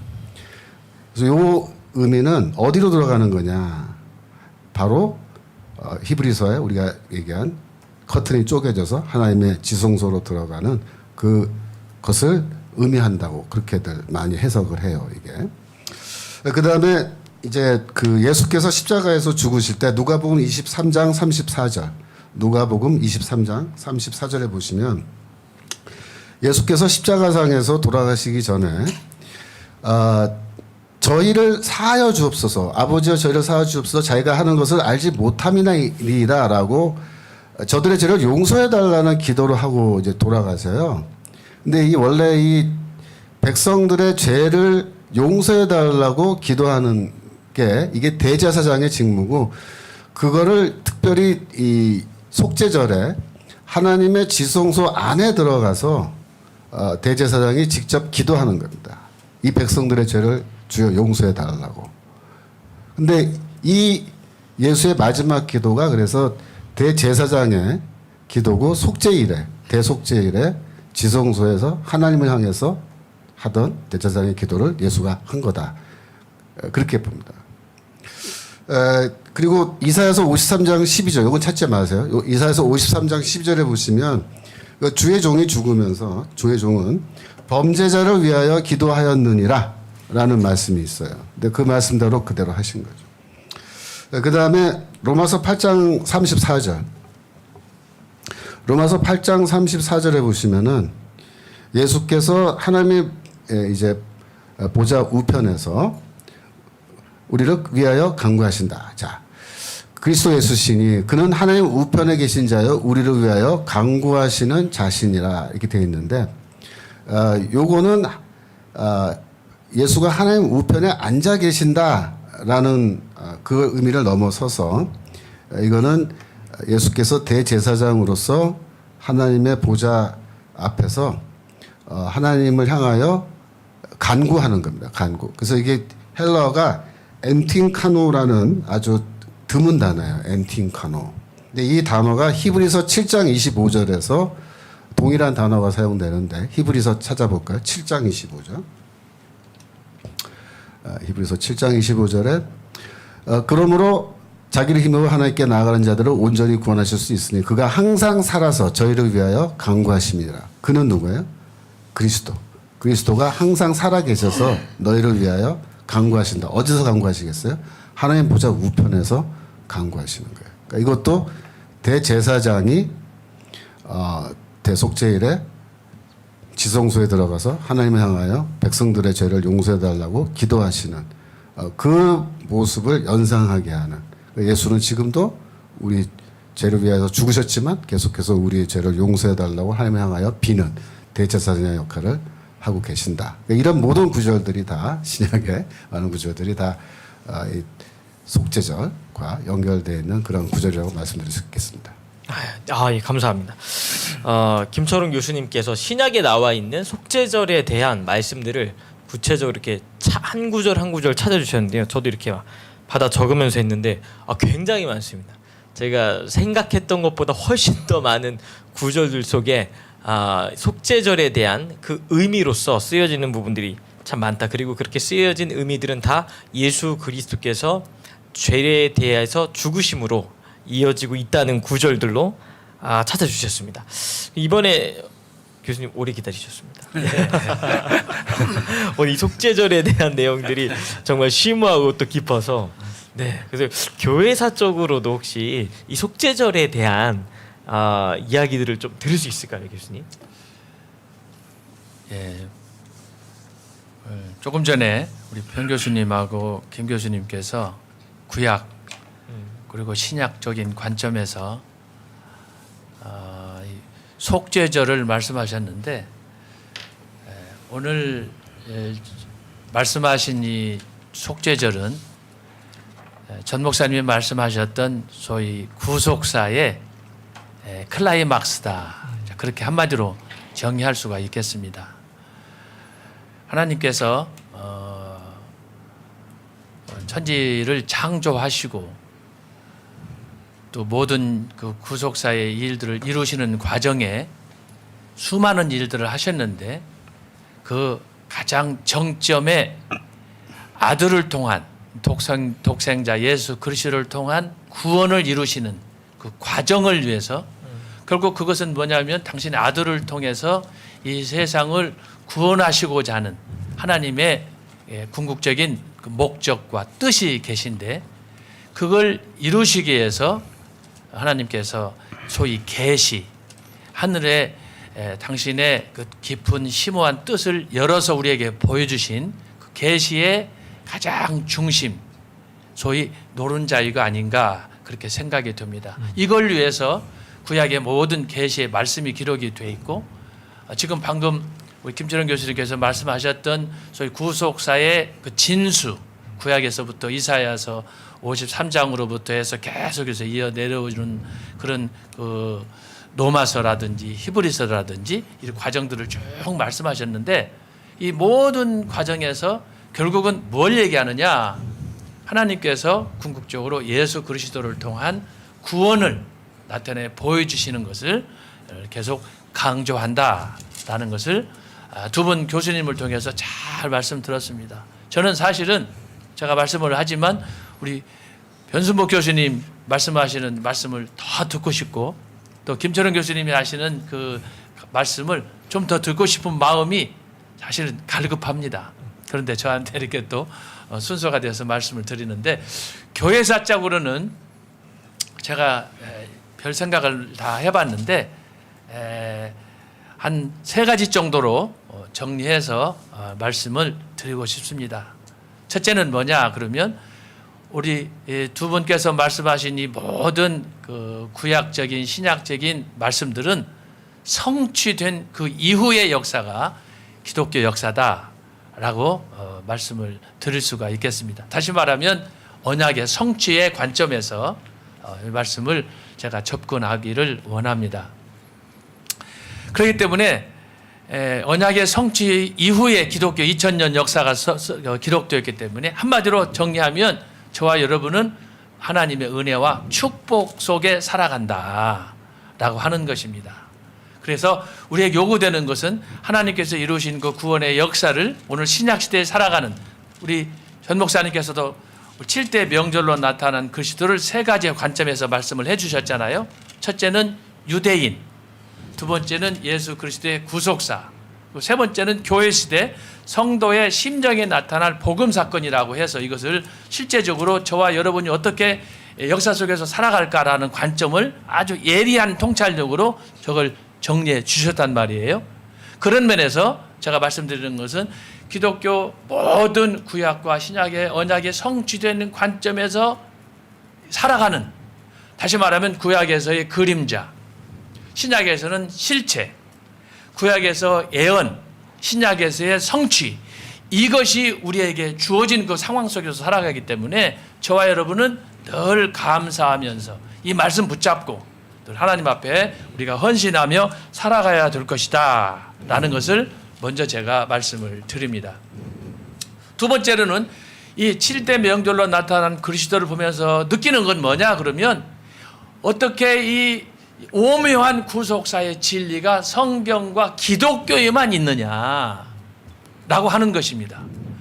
오늘 이 교수님들의 이 신학 토크를 여러분들이 많이 들으실 텐데 그동안에 우리의 한국적인 문화는 기독교하고는 전혀 다른 문화적인 역사적인 배경이 있습니다. 예를 들면 불교라든지 유교라든지 샤머니즘이라든지 오만 잡동사니들이 많이 있지 않습니까?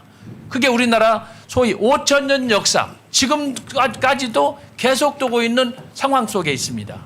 그런데 오늘 이 7대 명절로 나타난 그리스도를 보면서 이 성경이 가르치는, 특별히 전 목사님이 강조하고 있는 7대 명절로 나타난 그리스도는 뭐냐 그러면, 다른 종교들, 다른 전통들이 많이 있지만 오늘 이 주제야말로 정말 기독교만이 강조하는 아주 독특한 유니크한, 그런데 이 유니크한 이 면이 저와 여러분의 생명을 살리는 구속사의, 소위 하나님의 언약의 중심이다라고 하는 것을 오늘 이걸 통해서 볼 수가 있습니다. 그러므로 이것을 다른 말로 한마디로 정리하면, 저와 여러분은 이 7대 명절로 나타난 그리스도, 특별히 오늘 속죄절을 통해서 횡재한 것이다 라고 하는 것을 제가 강조하고 싶습니다.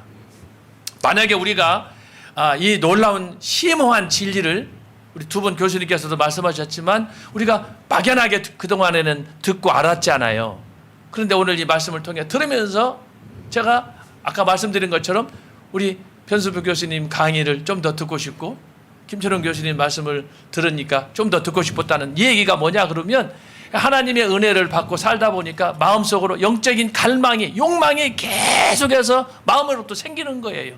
이게 바로 하나님이 우리에게 주신 계시의 진수라고 하는 거예요. 아무리 말씀을 들어도 계속해서 마르지 않는 샘물처럼 우리가 이 말씀을 한두 번 들은 게 아니잖아요. 우리가 지금 7대 명절로 해서 오늘이 6번째입니다. 6번째인데 그동안에 아까 오프닝 렉처를 전 목사님이 하시는 걸 들었지만 한두 번 들은 거 아니잖아요. 또 설교하실 때마다 전국 성령의 나타남을 통해서도 종종 듣고 반복해서 듣고 그러는데, 들을 때마다 놀라운 게 뭐냐? 늘 새롭다는 거예요. 그러면서 오늘 이 말씀이 저와 여러분에게 큰 도전이 되는데, 그래서 제가 여러분에게 말씀하는 겁니다. 저와 여러분이 선택한 기독교, 예수 그리스도, 십자가의 신학은 다른 종교, 다른 세상에서는 맛볼 수 없는 진리를 우리가 접했기 때문에, 이 말씀으로 저와 여러분이 영원한 생명을 얻는 하나님의 자녀가 됐기 때문에 이 진리를 놓치지 않고 늘 감사하는 마음으로 더 헌신하며 충성하는 그런 하나님의 사람들이 될 수 있기를 간절히 축원합니다. 마지막으로 한 가지만 더 말씀드린다고 한다면, 저와 여러분이 이 은혜를 돈 주고 산 것 아닙니다.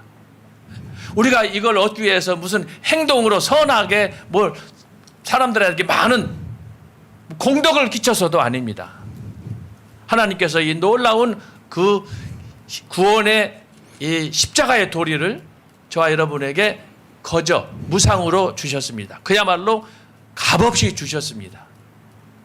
이걸 어디서 이게 우리가 뭐 찾고 싶어서 찾은 것도 아니고, 우리가 많은 걸 투자해서 헌신하고 희생해서도 아니고, 우리가 아직 죄인 되었을 때 하나님께서 우리에 대한 자기의 사랑을 나타내 보이심으로 우리에게 이런 큰 은혜를 베풀어 주셨습니다. 그래서 저도 개인적으로 오늘 특별히 속죄절과 관련해서도 그렇지만 평소에도 마찬가지예요.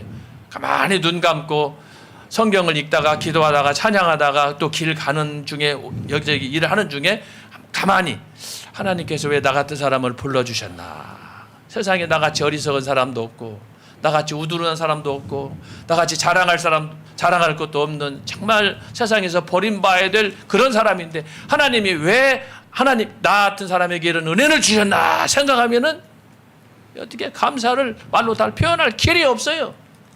예? 정말 그야말로 어메이징 그레이스야. 나 같은 죄인 살리신 그 하나님의 은혜 405장. 그래서 오늘 이 말씀을 통해서 하나님께서 저와 여러분에게 베풀어 주신 이 신학적으로는 만세전에 애정하여 우리를 불러서 당신의 자녀 삼아주시고, 실제적으로 삶의 현장을 통해서는 우리 변 교수님이 강의하셨던 것처럼 아까 아세셀 양 염소 2마리를 선택해가지고 하나는 재단에 하나는 들로 보내가지고 그걸 통해서 당신의 그 구원, 저와 여러분을 구원하기 위한 하나님의 그 중심이, 그분의 사랑, 그 열정을 저희들에게 보여준 거 아닙니까? 하나님이 우리에게 투자할 무슨 이유가 있습니까? 우리는 아무런 사랑을 받을 만한 자격이 없는 사람이에요. 예? 세상에 나가면 저와 여러분이 어디 가서 이런 사랑을 받겠어요? 그런데 천사도 흠모할 이런 귀한 은혜를 하나님이 저에게 그냥 주셨단 말이에요. 그러므로 이 은혜를 늘 감사히 생각하고, 아마 사도 바울도 이 은혜를 알지 못했던 그런 바울이지만 이것을 다메섹 도상에서 그리스도의 강력한 빛으로 나타나신 그분을 접촉함으로 인해서 사도 바울이 삶이 변화가 되어가지고, 사도 바울은 순교의 그날까지 나는 죄인 중에 괴수다. 디모데 전서 1장 11절 이하에 한번 찾아보겠습니다. 사도 바울의 고백입니다. 세상에 나 같은 나쁜 강도는 없다는 거예요. 살인자는 없다는 거예요. 그런데 하나님은 자기한테 직분도 주시고 사명도 맡겨주시고, 이건 감사 외에는 설명할 방법이 없어요. 디모데전서 1장 11절.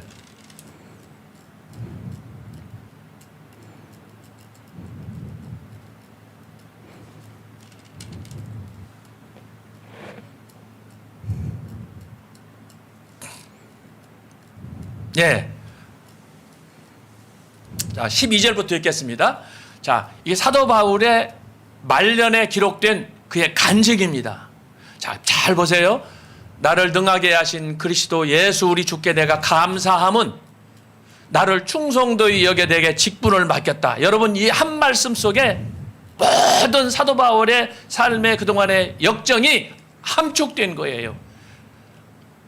13절. 내가 전에는 회방자요 핍박자요 포행자였으나 도리어 긍휼을 입은 것은 내가 믿지 아니할 때 알지 못하고 행하였습니다. 자기 자신의 그 과거에 예수님 믿기 전에 그 모든 행위를 실토하는 거예요. 자존심을 내려놓은 거 아니겠습니까? 그래서 이런 사람이에요. 회방자요 핍박자요 포행자였으나 십자가의 원수 아니었습니까? 이런 사람에게 예수님께서 직분을 주셔가지고, 여기 보니까 그 12절에 나를 충성되이 여겨 내게 직분을 맡기셨다. 여러분, 이건 사도 바울만의 간증이 아닙니다. 아까 제가 말씀했지만 저는 개인적으로 세상에 나 같은 사람이 어디가 있을까? 근데 하나님께서 저에게 은혜를 베풀어서 여기까지 여러분하고 지금 말씀을 나누는 거 아니에요? 저희가 지금 말씀을 나누지만 제 마음속에 막 흥분이 되는 상태예요. 어떻게 이 감사를 표현할 길이 없어요. 이 사랑을 어떻게 표현하겠어요? 그 다음에 14절. 자, 우리 주의 은혜가 그리스도 예수 안에 있는 믿음과 사랑과 함께 넘치도록 풍성하였도다. 15절. 미쁘다. 모든 사람이 받을 만한 이 말이요. 사도 바울이 지금 대표로 간증하는 거예요. 그리스도 예수께서 죄인을 구원하시려고 세상에 임하였다 하였도다. 이게 저한테는 좌우명과 같아. 디모데전서 1장 15절 마지막 절.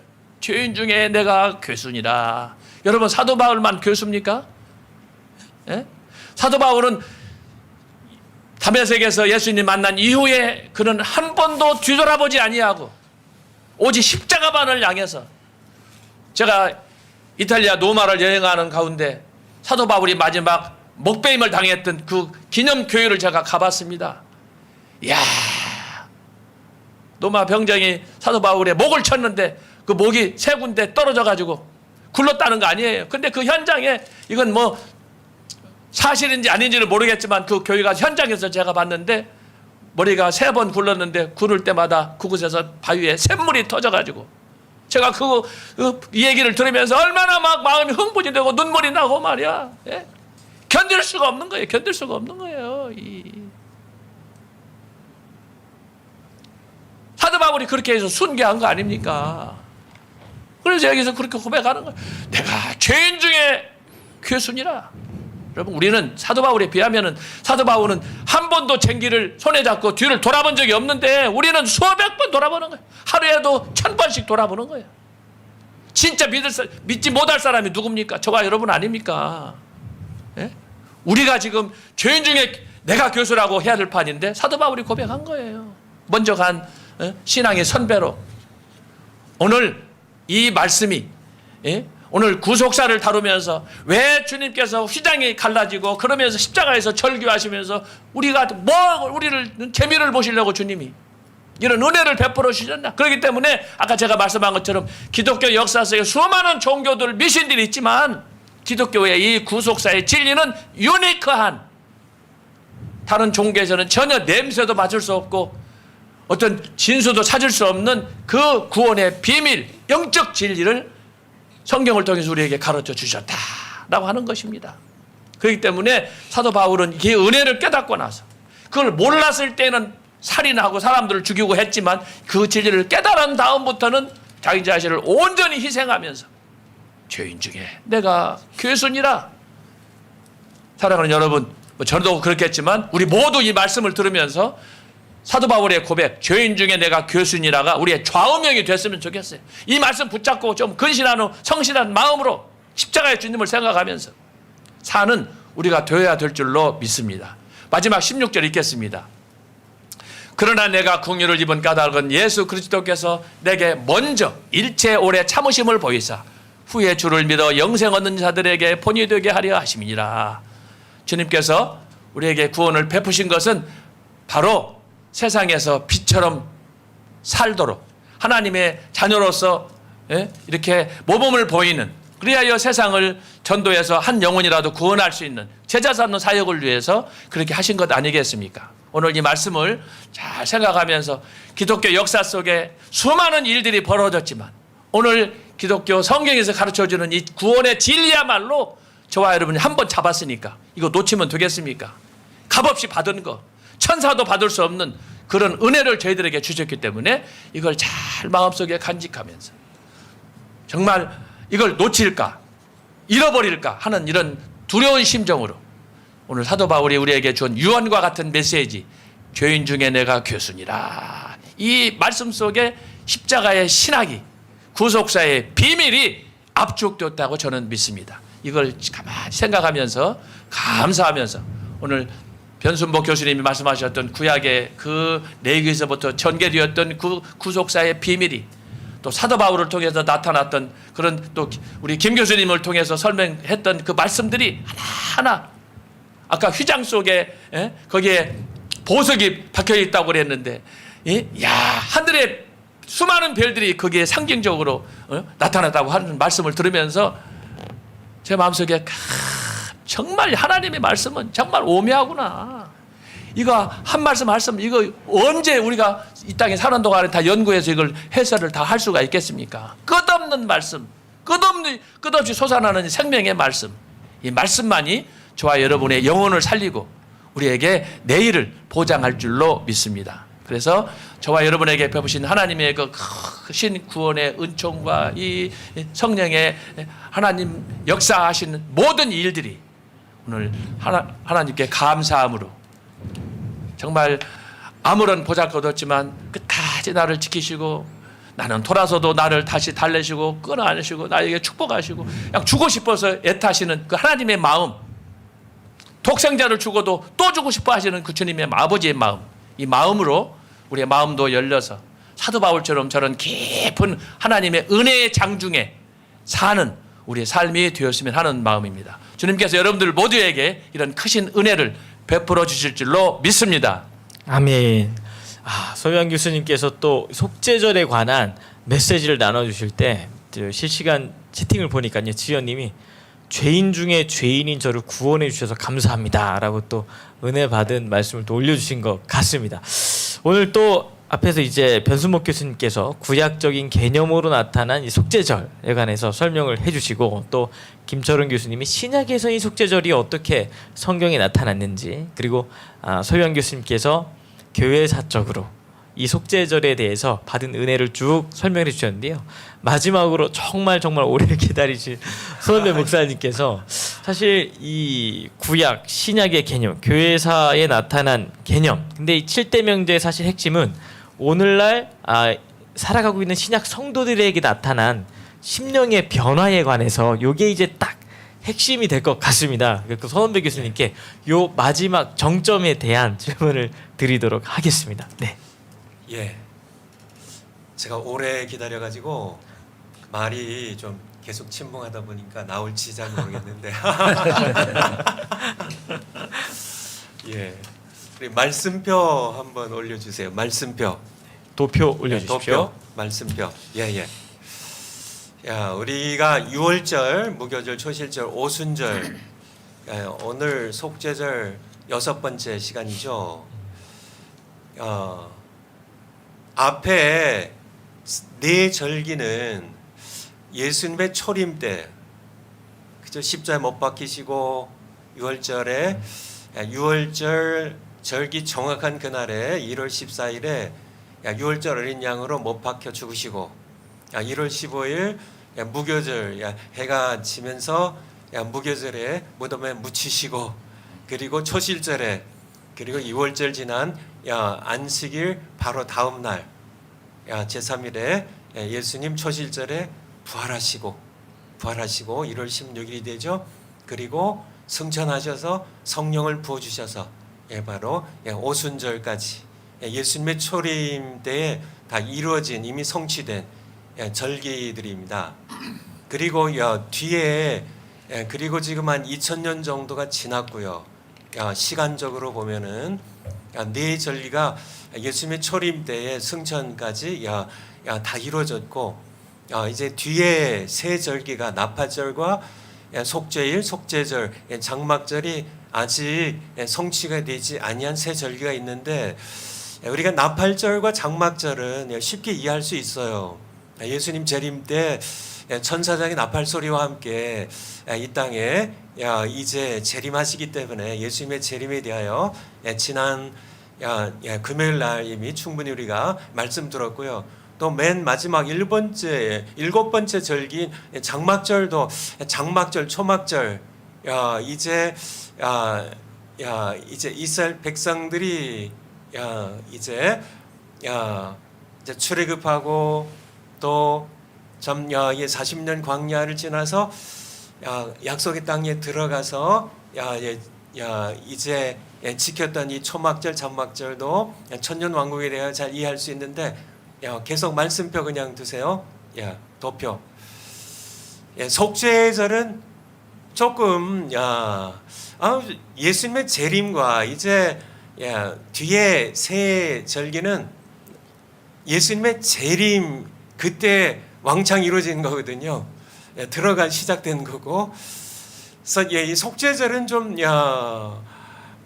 여기에 좀 예수님의 재림하고 좀 이렇게 잘 맞지 않는 것처럼 생각이 되는데 우리 정광 목사님 통해서 성령께서 이렇게 주신 하나님의 계시의 도표라고 저게 이렇게 제가 믿는데요. 이렇게 그리스도의 구속사하고 거기에 속죄절 밑에는 그리스도의 나라를 바침, 그리스도의 나라를 바침. 그리고 그 밑에 보면 성도를 성결케 함. 이것이 속죄절로 이렇게 연결되어 있는데요. 정말 이게 하나님께서 주신 지혜가 아니면 이게 연결이 될 수가 없다고 저는 그렇게 생각이 됩니다. 이게 이렇게 연결을 시킬 수가 없어요. 세상에 어떤 신학자들도 제가 알고 있는 한요. 이렇게 연결이 될 수가 없는데 근데 이게 연결이 될까? 근데 정확하게 성경적으로 연결이 된다는 것입니다. 그것에 대하여 좀 제가 성경적으로 좀 말씀드리고 마무리를 하도록 하겠습니다. 그러면은 속죄에 대해서요. 이제 표 됐습니다. 속죄에 대해서 일단은 우리 레위기 1장부터 보면 그래서 5장에 6장 초 앞부분까지 5대 제사에 대하여 제사에 대해서 말씀하고 계세요. 번제가 있고요. 그리고 소제 화목제, 그다음에 속죄제가 있고요. 그리고 속건제가 있고요. 이 속죄제가 있는데 또 속죄절이 필요할까요? 속죄제가 있는데 죄를 지은 것 이제 염소의 피로, 양의 피로, 송아지의 피로 또 가난한 사람들 비둘기 피로 우리가 속죄 죄 지은 것을 용서받을 수 있는데 왜 속죄절이 또 필요할까? 왜 필요할까? 먼저는 우리 레위기 그냥 제가 좀 짧게 하기 위해서요. 설명을 좀 줄이고 성경으로 바로 들어가면 레위기 4장 14절 한번 찾아주세요. 레위기 4장 14절. 예, 그 범한 죄를 깨달으면 13절에 이스라엘 회중이 죄를 지었는데 깨닫지 못하다가 그 범한 죄를 깨달으면입니다. 23절로요. 좀 더 내려가셔서 23절. 족장 중에 누가 죄를 범했어요. 부지 중에 죄를 범했어요. 근데 23절에 보면 그 범한 죄에 깨우침을 받거든. 28절로요. 뭐 같은 얘기예요. 평민 가운데 한 사람도 그 범한 죄에 깨우침을 받거든. 그래서 이 속죄제는 레위기에서 드리는 이 속죄 죄는 죄를 범한 다음에 자기가 지은 죄를 깨달았을 때 그때 속죄 제사를 드리는 겁니다. 아시겠죠? 그냥 간단하게 말씀드리면 우리 변순복 교수님 통해서 우리가 함께 좀 말씀을 앞서 들었는데 그러면은 깨닫지 못한 죄는요? 그러면 모르고 지은 죄는 어떻게 될까요? 모르고 지은 죄는요? 이 5대 제사로 죄사함을 받을 수가 없어요. 여러분 아시나요? 그래서 하나님께서는 속죄일이죠. 염키푸르죠. 속죄일, 속죄절이라고 할 수 있죠. 절기로 이렇게 있기 때문에 속죄절을 하나님께서 허락하신 것은 7월 1일, 7월 10일요. 7월 10일에 속죄절 1년에 한 번입니다. 속죄절 허락하신 것은 모든 쉽게 얘기하면 총체적으로 처음부터 끝까지 1년 1월 1일부터 끝날까지 모든 총체적인 모든 죄를 지성소부터 시작해가지고요. 모든 정말 백성들 가운데 종 노예에 이르기까지 대제사장부터 시작해서 모든 백성들의 모든 죄를요. 심지어는 우리 변수목 교수님 통해서 우리가 함께 들었던 것처럼 죄인이 부정해진 그런 상태에서 사람이 부정해진 상태에서 지성소를 건드렸으면 대제사장도 죄인이니까요. 그래서 이 속죄절은 백성들이 지었던 모든 죄를 좀 더 시작부터 끝까지 정말 대제사장부터 말단의 모든 노예에 이르기까지 지성소부터요. 백성들이 사는 모든 부정한 것들이 모든 닿는 모든 것들을 총체적으로 함께 정말 이렇게 깨닫고 속죄 제사를 드린 그러한 죄뿐만 아니라 모르고 지은 죄까지 모든 죄를 처음부터 끝까지 모두 총체적으로 완전하게 사함을 받는 그러한 절기란 그런 말씀입니다. 그래서 이 속죄절에 대한 말씀이 아까 많이 봤지만은 레위기 16장 한번 보죠. 레위기 16장은 처음부터 끝까지 전부 속죄절에 대한 그런 말씀인데요. 16장 33절 한번 보죠. 33절만 16장 33절 이게 이제 속죄절에 대한 속죄절기에 대한 말씀인데요. 이 대제사장이요 어디부터 시작하냐면 이게 순서입니다. 지성소부터 시작이 돼요. 지성소를 인간의 손이 닿은 모든 것 인간인 대제사장이 1년에 한 번 들어가잖아요. 1년에 딱 한 번 대제사장 한 명이 딱 들어가는 대속죄일에 어떻게 한 번 딱 들어가는 겁니다. 그런데 지성소도 그러니까 지성소가 딱 대제사장 거룩한 대제사장이 딱 거룩한 옷을 입고 바로 이날 한 번 딱 들어가는데도 지성소도 속죄해야 돼요. 지성소부터 시작되니까 그러니까 이를 말할 수 없는 거죠. 회막 전체를요. 대상뿐만 아니라 제사장들이 다 들락거리니까요. 회막 전체를요. 이 번제단도요. 전부의 지성소부터 회막 전체를요. 제단을요. 계속 그냥 놔두세요. 그 성경 구절. 지성소부터요, 회막부터요, 제단까지요, 그리고요 대제사장부터 제사장들과 백성의 회중에 이르기까지. 이것이 바로 왜 5대 제사가 있는데, 됐습니다. 5대 제사가 있는데 거기에 5대 제사 가운데 속죄제도 있고 속건제도 있는데 왜 속죄 절기가 왜 1년에 한 번 7월 11일에 왜 또 따로 필요할까? 그 필요성에 대해서 말씀드린 겁니다.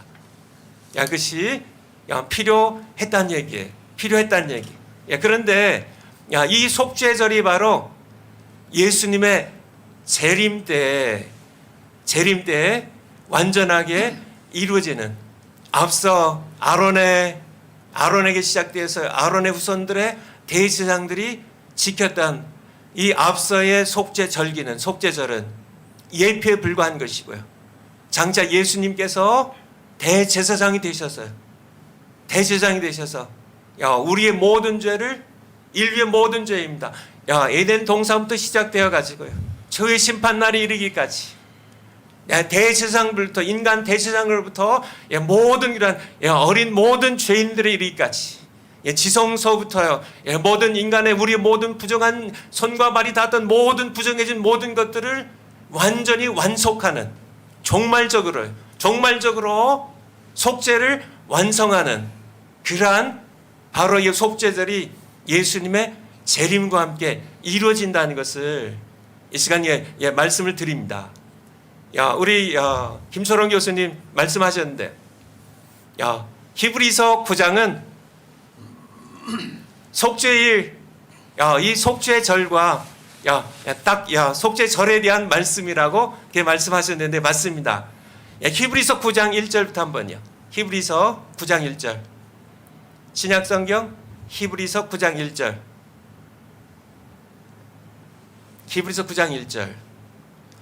첫 언약에도 섬긴 예법과 세상에 속한 성소가 있더라. 성소가 있더라. 7절입니다. 조금 내려가서 7절.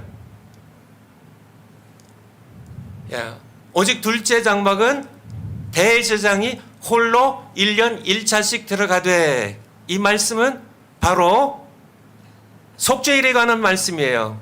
대제사장이 둘째 장막입니다. 둘째 휘장 안이 지성소예요.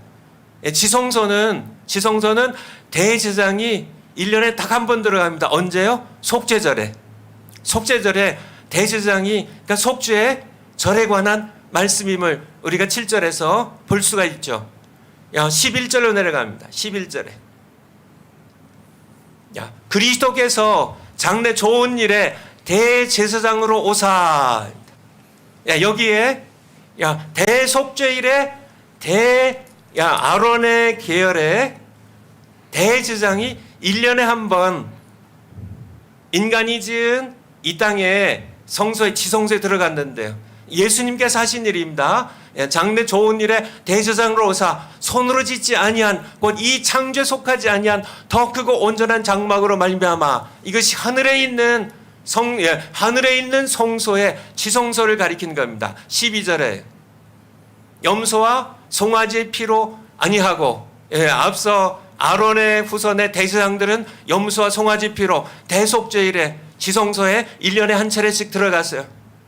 백성들이 알고 지은 데 모르고 지은 데 모든 죄를 지성소로부터 모든 회막 또 번제단에 이르기까지 전 모든 그런 백성들의 죄를 총체적으로 모두 사했던 것처럼요. 그때 할 때는 매년 한 차례씩 염소와 송아지 피로 했는데요, 예수님께서는요 오직 자기의 피로 영원한 속죄를 이루사 단번에, 아까 김철웅 교수님 말씀하신 단번에입니다. 단번에 영원히 성소에, 여기 성소가 지성소예요, 성소로 들어가셨느니라. 이 성소에, 지성소에 들어가셨다는 말씀이 뭔가요? 예수님께서 대속죄일의 완성입니다. 대속죄일의 완성, 속죄일의 완성으로 지성소에 염소 송아지 피가 아니라 자기의 피로 들어가셔서 총체적인 인간의 모든 죄를 총체적으로 완전히 속죄하셨다는 그러한 말씀이에요. 이것이 그럼 재림과 어떻게 연결이 되나? 어떻게 연결이 되나? 예수님께서 유월절 어린 양으로 피 흘려 죽으셔서 자기의 피로 참 하늘에 지성소에 가셔서 우리의 모든 죄를 완전히 총체적으로 용서하시는데, 그런데 어떻게 연결이 되나? 조금 더 내려가서 25절입니다. 25절. 9장 25절. 조금 쭉 내려가셔서 끝부분이에요. 대제사장이 해마다 다른 것의 피로, 그쵸? 작년 속죄일에 드렸던 송아지 피, 그건 이제 지나간 거고요. 또 올해는 또 다른 염소와 다른 송아지, 다른 피로요. 아론의 후손 대제사장들이 해마다 다른 것의 피로서 지성소입니다. 들어간 것 같이 이것이 속죄일이에요. 자주 자기의 피를 드리려고 아니하실지니 예수님 그렇게 하시지 않습니다. 26절에 보면 그리하면 그가 예수님께서 세상을 창조할 때부터 자주 십자가의 고난의 피를 흘리셔야 됐겠죠. 근데 이제 자기를 단번에 영원히 제사로 드려 죄를 없게 하시려고. 여기서 죄를 없게 하신 것은 우리가 알고 지은 죄뿐만 아니라 모르고 지은 죄까지 우리의 모든 죄를 총체적으로 다 없게 하시려고. 언제요? 세상 끝에. 이 재림과 연결이 되는 겁니다. 세상 끝에 나타나셨느니라. 그러니까 우리의 죄를 지금도 용서하시지만은, 하나님 우편에 계셔서 우리의 죄도 회개할 때마다 용서하시지만은, 예를 들어서요, 내가 죽었어요. 그런데 회개하지 못하고 죽은, 그쵸? 이스라엘 백성들이 죄를 지었는데 깨닫지 못해서 속죄제를 못 드렸습니다. 속건제를 못 드렸어요. 그 죄를 속죄절에 총체적으로 용서를 받는 것처럼요. 정철이요. 우리도 그냥 제가, 그쵸? 죄를 깨달을 때마다 회개하지만은 우리가 지은 모든 죄를 다 회개하고 죽나요? 그렇지는 않죠. 그렇다면은 우리의 모든 죄를, 내가 회개한 죄, 회개하지 못한 죄, 정말 그러한 모든 죄를 총체적으로 모든 백성이, 대제사장부터 말단의 백성에 이르기까지 정말 모든 죄를 총체적으로 종말론적인 총체적인 그러한 죄사함의 속죄의 완성이 바로 예수님의 재림과 함께 드려진다는 것을 드려 세상 끝에 나타나셨느니라고 우리에게 말씀하고 계세요. 조금 더 우리 히브리서 10장에 한번 가보죠. 히브리서 10장 12절입니다. 10장 12절. 오직 그리스도는 죄를 위하여 한 영원한 제사를 단번에 영원한 제사를 드리시고 하나님 우편에 앉으사 그 후에 자기 원수들로 자기 발등상이 되게 하실 때까지 다 무릎 꿇게 하시고 심판하실 때까지 기다리신다는 단어입니다. 언제 최후의 심판이 이루어질까요? 예수님의 재림 때죠. 그러니까 예수님께서는 우리 죄를 위하여 십자가 못 박을 피 흘려 죽으셔서 단번에 영원한 제사를 드렸지만은 이것이 완전히 우리의 모든 속죄가 완전히 완성되는 그때는 종말의 때라는 말씀이에요. 죄의 모든 가능성까지 모두 소멸시키는 때입니다. 더 이상 죄가 남아있지 않는 거예요. 심판과 구속의 완성을 통하여 우리의 속죄를 완성시키는데요. 더 이상 죄를 지을 가능성조차 이제 전부 소멸시켜버리는 그러한 그때입니다. 모든 원수들을 심판하시고요. 그리고 우리의 모든 죄를 완전히 완결하시는 우리 소요한 우리 교수님 말씀하신 것처럼 바로 이 속죄일이 구속사의 크라이맥스라는 말을 처음에 하셨는데요. 구속사의 크라이막스입니다. 예수님의 재림때가 그래서 고린도전서 15장 23절 고전 15장 23절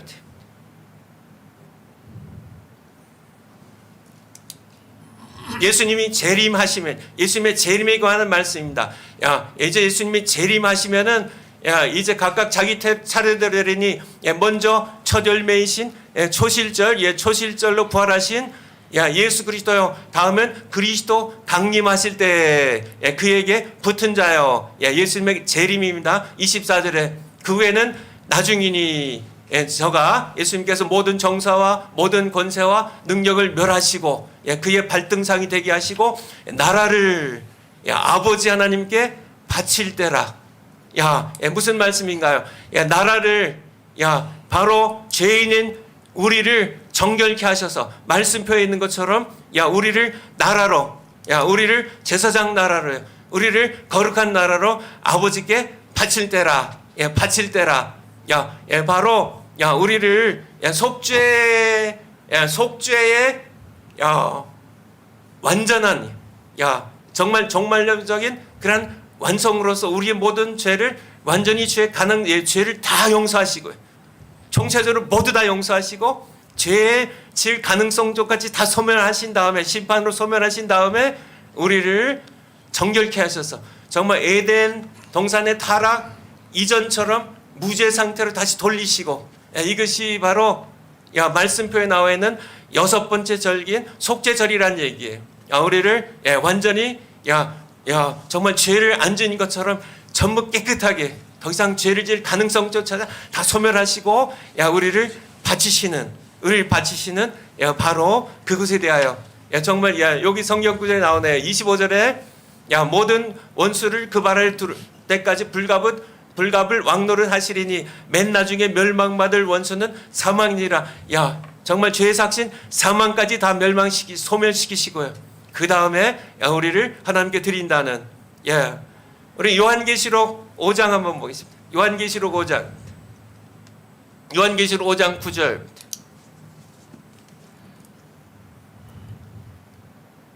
9절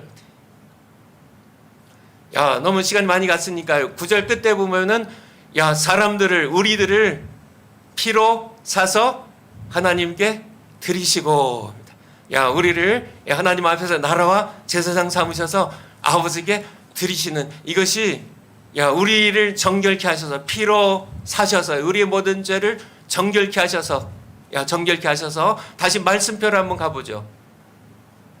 말씀표.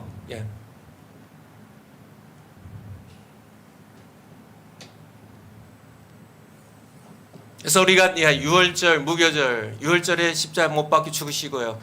우리 오순절 이제 오순절까지 성취되었고 나팔절 예수님 재림하시는데 나팔절과 속죄절 장막절의 시작은 그대로 다 7월에 다 있는 절기인데요. 이 세 절기는 바로 나팔절 예수님 재림하시면 바로 속죄절로 우리의 모든 죄악을 전부 총체적으로 정말적으로 다 속죄하시고 우리의 모든 상태를 정말 정결한 상태로 죄가 없는 상태로 완전하게 돌이키시고 우리를 정결케 하셔서 그리스도를 이렇게 우리를 그리스도의 나라로 아버지께 바치는 절기가 바로 속죄절이라는 말씀입니다. 그래서 이것을 맨 마지막으로 한 구절만 더 살펴보고요. 그러면은 우리가 그거는 이제 장차 그렇게 이루어질 건데요. 속죄절로 이루어질 텐데 그럼 지금 살아가는 성도로서 우리는 어떻게 살아야 할 것인가? 히브리서 10장입니다. 아까 우리 김철원 교수님 통해서 말씀을 주셨는데 마지막으로 한번 읽고 마치겠습니다. 히브리서 10장 19절입니다. 히브리서 10장 19절. 히브리서 10장 19절입니다. 그러므로 형제들아 우리가 예수의 피를 힘입어 성소가 지성소를 가리킵니다. 지성소예요. 지성소니까 이 성소에 들어가는 것은 대제사장이 속죄일에 1년에 한 번만 7월 10일 하루만 한 사람만 들어가는 거면 대제사장. 근데 우리가 예수의 피를 지성소에 누가 계셔요? 거기에 바로 시은소가 있고요.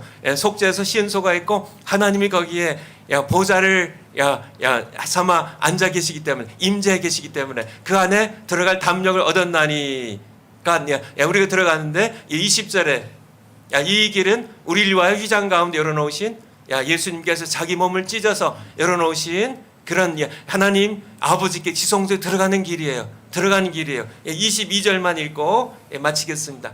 그러니까 어떻게 될까? 22절입니다. 참 마음과 온전한 믿음으로 하나님께 나아가자입니다. 여러분들, 이제 속죄절에 예수님 장차 이 속죄절을 완전히 성취하실 텐데요. 지금도 우리는 이 속죄절에 예수님이 내 안에 계셔서요. 지금도 우리가 하나님께 나아가자는 겁니다.